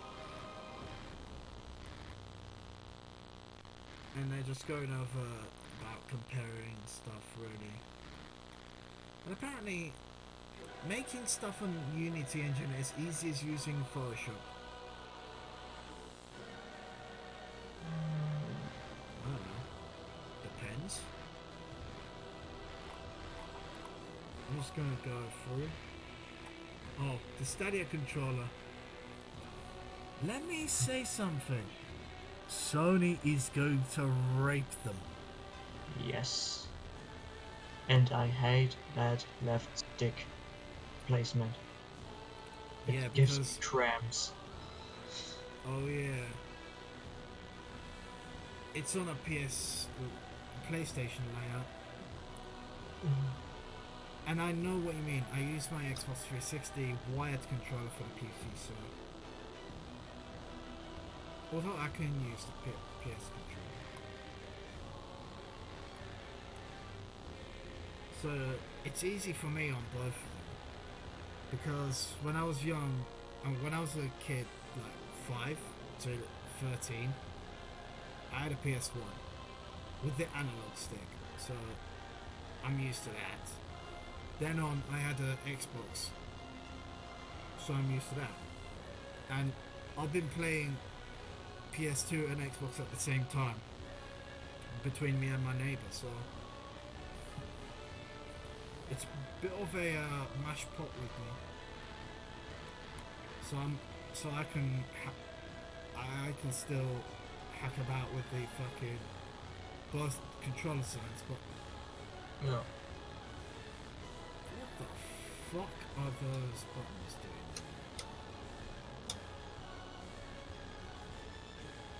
I know it runs on an Android, but you don't need those 2 extra buttons.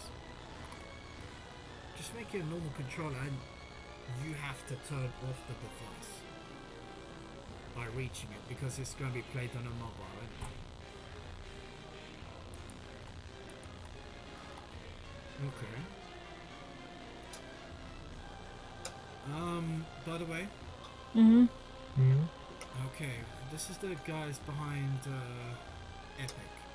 I don't want to focus on Valve or their retail side, I'm just pointing that. Pause. What do I mean with that? Remember, this is Epic talking.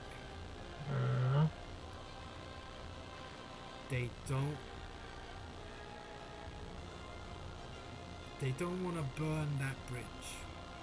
You see what I'm saying, right? They want to keep it real.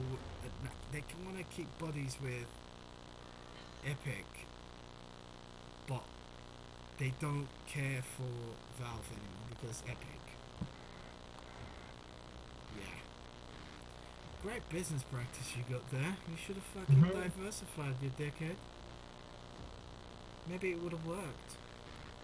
But now you never know, because Epic is going to steal all your fucking money.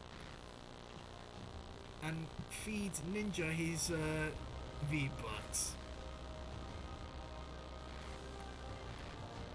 Oh wait, Ninja's not that popular anymore, is he? And the No, guy's not actually really. mentally unstable now from playing so much Fortnite that he's pissed every time he gets killed or has to do the dance in streams. Mm. Hey, okay. I don't think PlayStation will say, hey, you paid Phil X amount of money. Okay, let's think of Dr. Phil getting a PS. That would be awesome. Playing PS4 on the ranch. Hey! So you're welcome to play your game on the PlayStation. I think they'll end up with some business complexity in that. No? That's called buying a PlayStation and fucking playing it? There's no complex in that. The only complex that goes into it is what game you buy to play it. No, there isn't. It just doesn't make it hard. You select the game that you're going to buy and you select the PlayStation. You would have done prior research. If I was going to buy the Stadia, I'll do the same thing. But since I'm not buying the Stadia, it's a choice I made with my PS4. If I was Sony, I'd still make a PlayStation 5. Of course they are. You do not need to state this point. Games beats. I don't know what you're wrong. Guys, don't these companies know what they're saying? Probably not. No, because you can see GamesBeat is saying if I was Sony, I'd still make a PlayStation 5. What do you think Sony's concentrating on right as we speak now? Yeah, because no Sony conference. Yeah, Sony's behind the scenes now. Working on PS5. Exactly. They're not gonna come out with an announcement until they're fucking sure that thing will work. Yes. They would have done shit tons of tests to make sure. And they know. They've got that reputation ever since the fucking Sony Walkman. They do quality shit. It has to be quality. And they will have more. Exactly. More enemies with Atari coming back and Stadia and Microsoft not messing up anymore.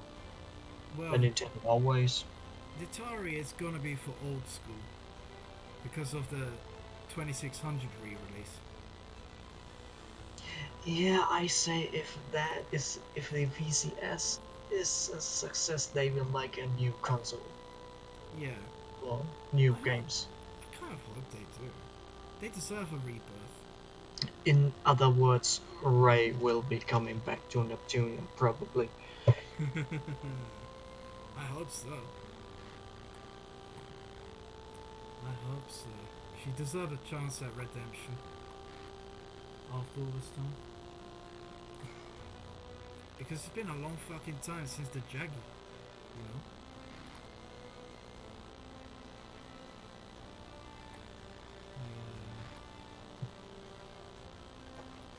Xbox is still a big business, PlayStation is a big business. In fact, if you look at Sony's financial records of how much they make, close to 60-70% is on PlayStation right now. Yeah. That's because Sony kind of took a big financial hit from 2008. And they had to downsize, but the thing is that PlayStation lines are pretty good. The camera lines are pretty fucking great. Their monitor lines, meh. They don't exist as much. Besides, where's the Sony Vaio laptop? I haven't seen one for 10 years now. That's... Yeah, Take-Two still exists. Take-Two still exists.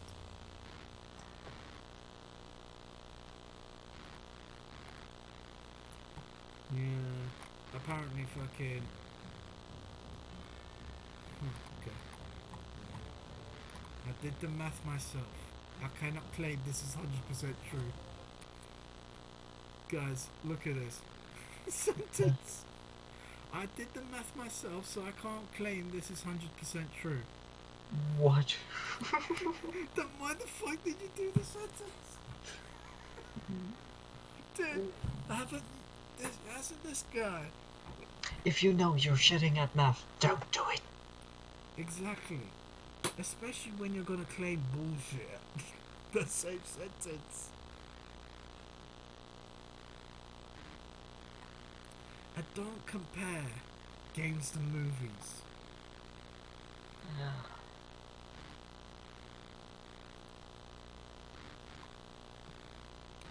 That's where you're shitting at math.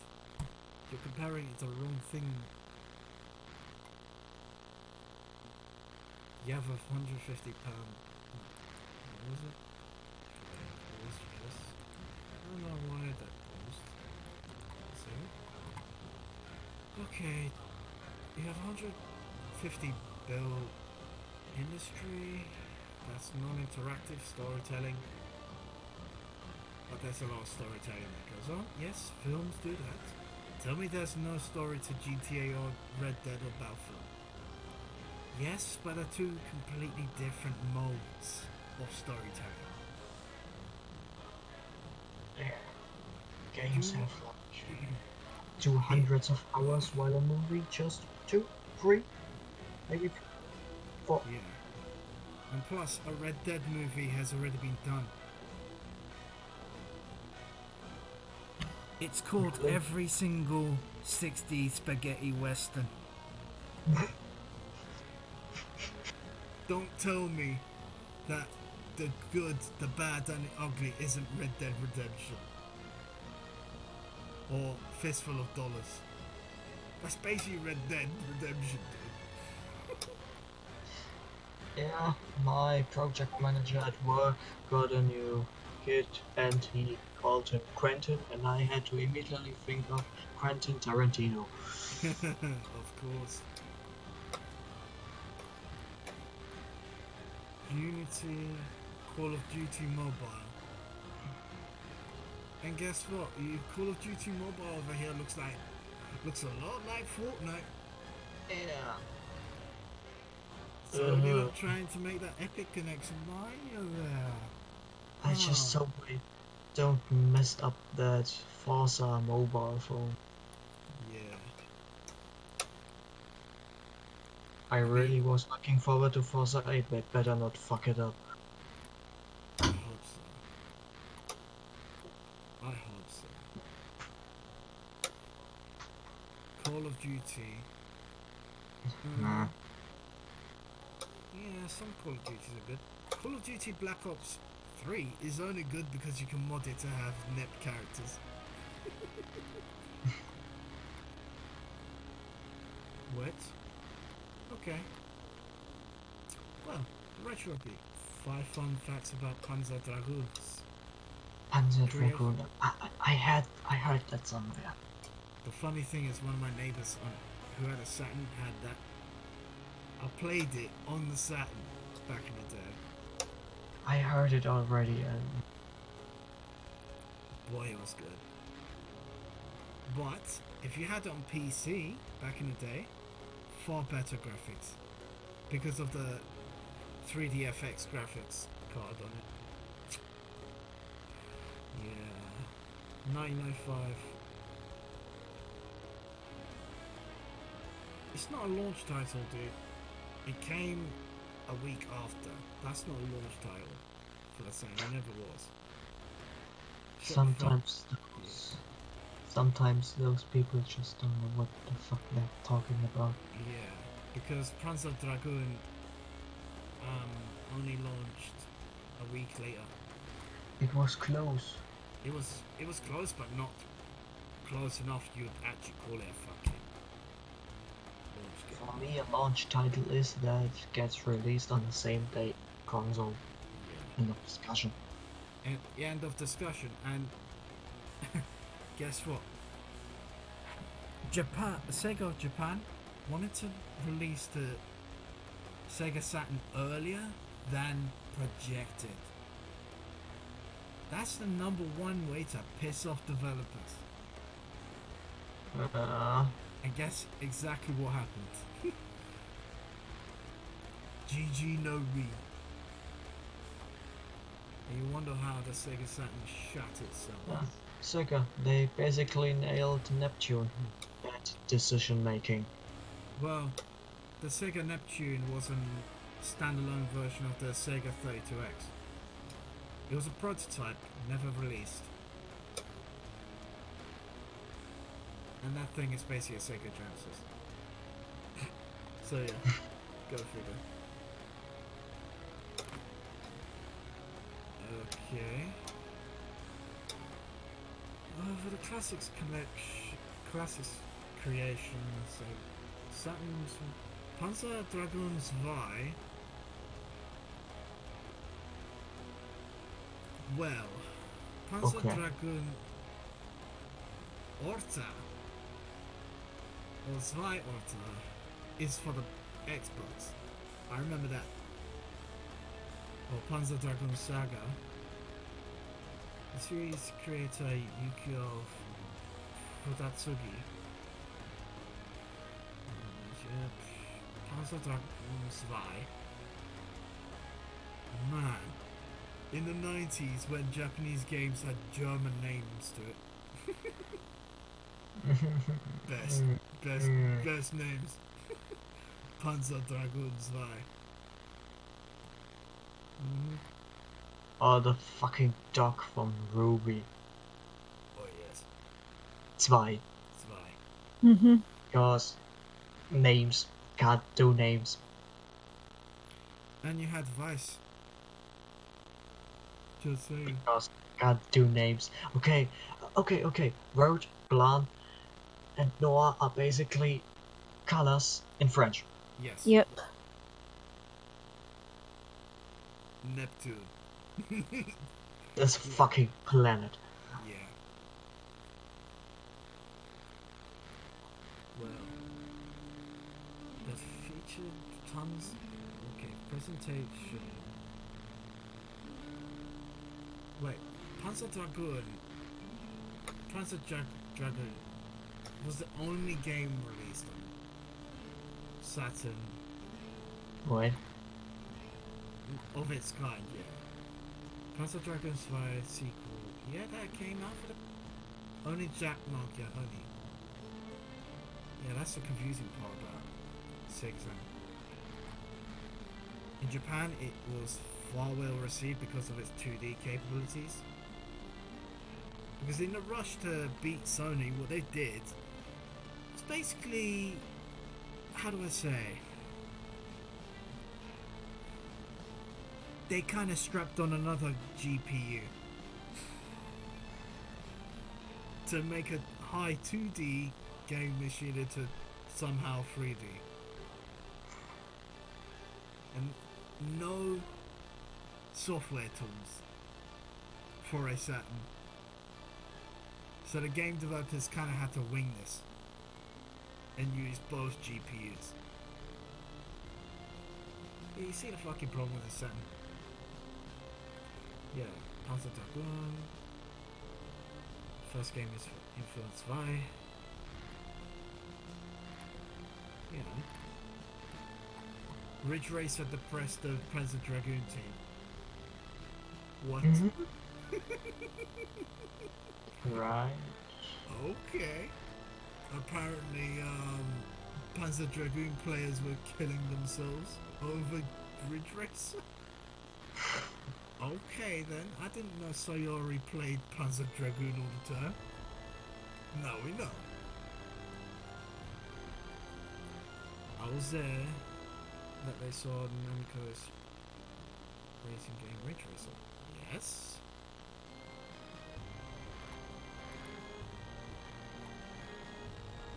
No, you why were they stressed about it?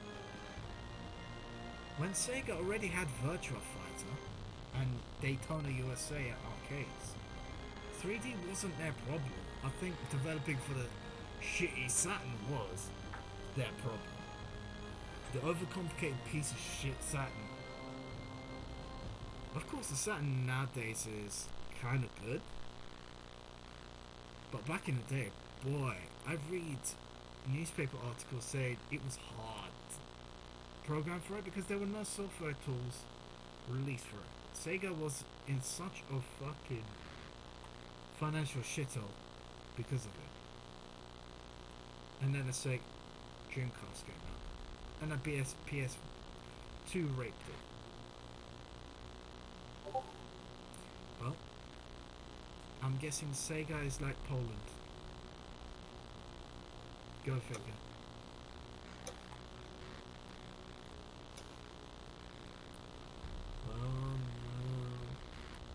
Another Namco game inspired. Okay, that's it. Remind me a lot of... Wait. Iffy, but... This company... No, this newspaper journalist is comparing Panzer Dragoon to Star Fox. Yeah. Just saying.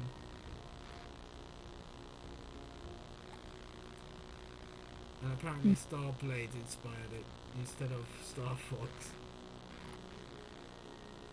Huh.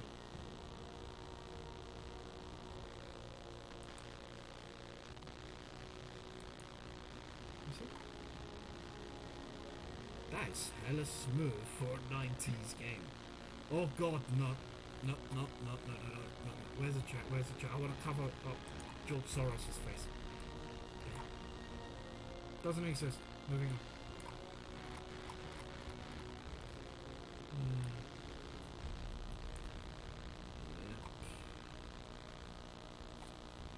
on. Vert, you still there? Yeah. By the way, this is what I was saying about the Sega Saturn. The team was able, because of a delay in the Saturn's development. No, they rushed the Sega Saturn out. That's where it gets wrong. Specifically, creating the Sega Saturn dev kit was taking longer than Sega expected. It has 2 GPUs, you could think. Yeah. Basically, they rushed the console out. That's what screwed it.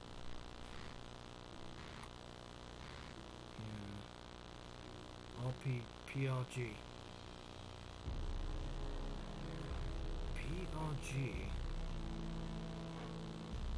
Panzer Dragoon Saga.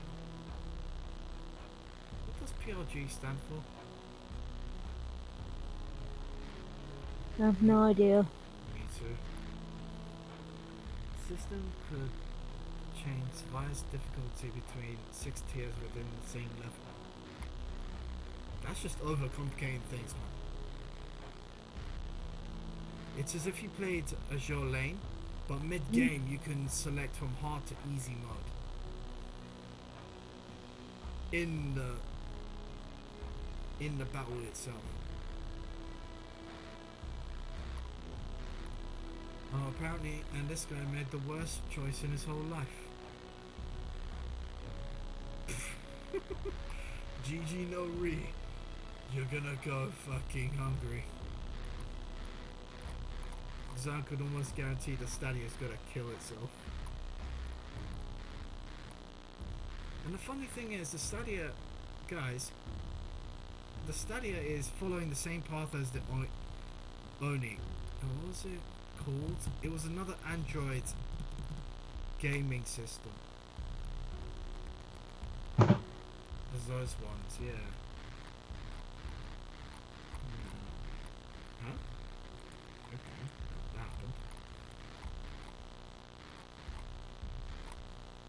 Yeah. I mean,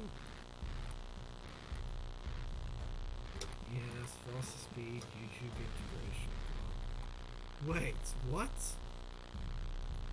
Okay, game speed.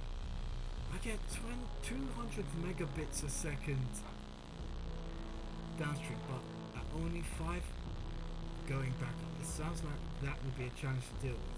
Whatever. Just sending back up. Is it not that much? It's just joystick commands. It's tiny, it's bits. That's not bits, bro. Either that controller is connecting up to the whole internet in one go, or it's a greedy piece of shit.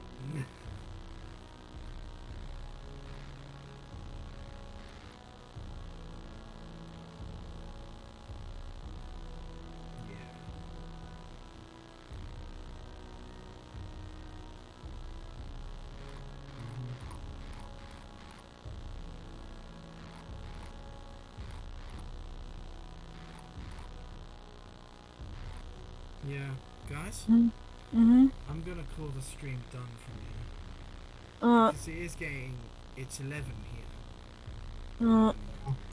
No worries, man. Alright. It's fucking Sunday here. Yeah, don't worry, I'm gonna follow you in about 59 minutes. Less than an hour. Yeah. Alright then. Uh, Oh, I'm calling the stream from here and